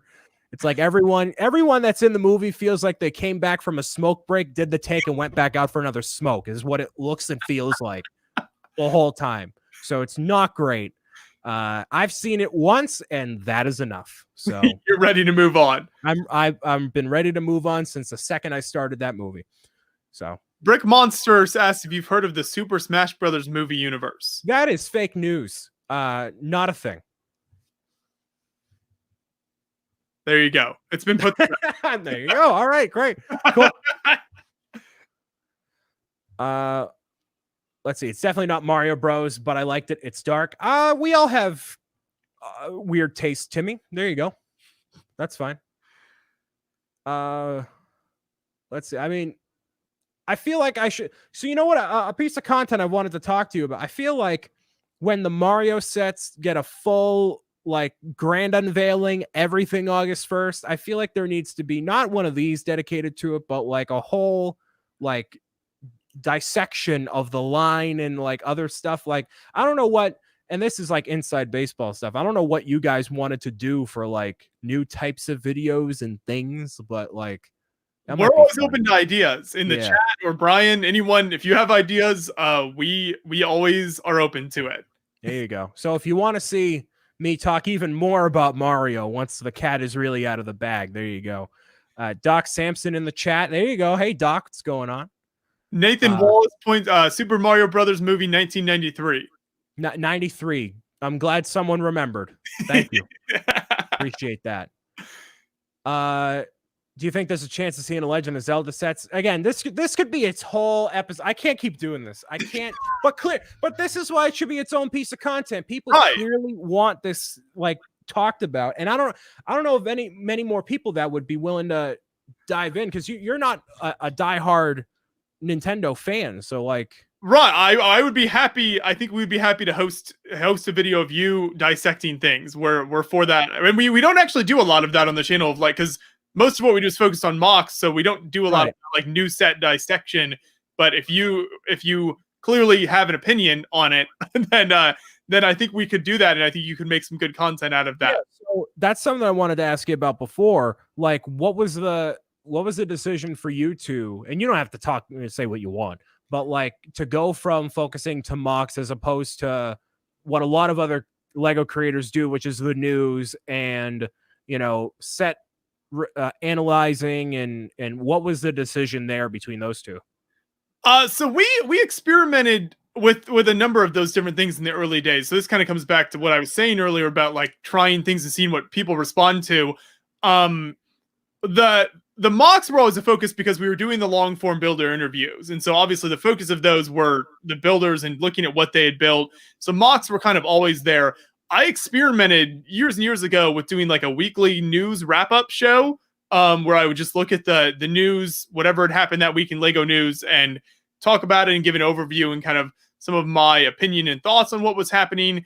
And I did, I don't know, maybe a few months of that, and no one seemed to care that much. It wasn't getting a lot of views. And what I realized from that is that I think there's just so many other blogs and everything out there that cover this news in real time that there wasn't enough of a demand for sort of a news wrap up, at least when I was doing it back then, and the format that I was doing it in, which was I would use like a Google Hangout. So it wasn't like a real like spiffy format or anything by any means. So I'm sure if maybe in a different style or something, there could have been more success. But we did experiment with the news a bit to see if that was worthwhile, and decided that wasn't. But from the beginning with the builder interviews, the builds have been the focus. And so it just made sense that to transition from interviewing people, builders online, to going to a convention and doing that interview in person, basically. And that's also my main interest in the community, is the people and the mocks. I don't pay too much attention to a lot of the sets that are coming out. And I mean, I see the stuff, and if they send us something to review and we can have somebody review it, then that's always nice. But personally, the new sets and stuff aren't always what I'm looking at. And the mocks and the people in the community are what I've always found to be the most interesting, and the coolest part of the community is to all just the incredible range of fascinating builders and the people that the Lego community brings in, because it's just so all over the place, and you never know who you'll talk to or who you'll meet next when you're at a convention. So that, and then seeing their builds is the main appeal for me. So I guess that's kind of the way it I guess worked over the years, basically, to get to where we are today. But yeah, we definitely thought about those other ideas, even set reviews. We experimented with some of the first videos on Beyond the Brick. If you go back to our very first videos, are some set reviews that we tried to do, because we got if I remember correctly, we had Eclipse Graphics sponsor some of those, and so we were like, well, we got some sponsorship money, let's buy some sets and try some set reviews and see what happens. And those videos to this day have barely any views, like less than 1,000 or something. So wow. It's not even like sitting out there did they get any more views. So those were not particularly popular. And they're Jang Bricks, other people, Brick Show were doing reviews and stuff back then. So it didn't really make sense for us to try to do a big push to compete with them. We experimented a bit with it, thought we'd see what happened, and they didn't get many views. So we just moved on to focusing on the mocks. But yeah, I guess we have experimented with other types of content then. And that was a long answer, but oh, that's the answer. I think, I mean, that I want to hear, probably other people too. Like, you know, yeah, you don't want to compete too heavily with, you know, other people. And then clearly people like you guys and allow the filming of mocks, and it's great to be showcased on the channel and all that. So it worked out pretty well. So it also just comes down to the logistics of it as well. So the studio I'm in, this room's pretty small. It's not real easy to come in here, like with John shooting a video and me doing a set review and stuff. The logistics of that are all a pretty big hassle. So from that perspective, we never wanted to pursue it too much. And then also the conventions just are so easy for us to go and record, 30 videos in one weekend or something, and then have a ton of content that way. So just logistically, for what's the best way to create a bunch of content that people are interested in seeing, the conventions work really well for us, and the resources we have available.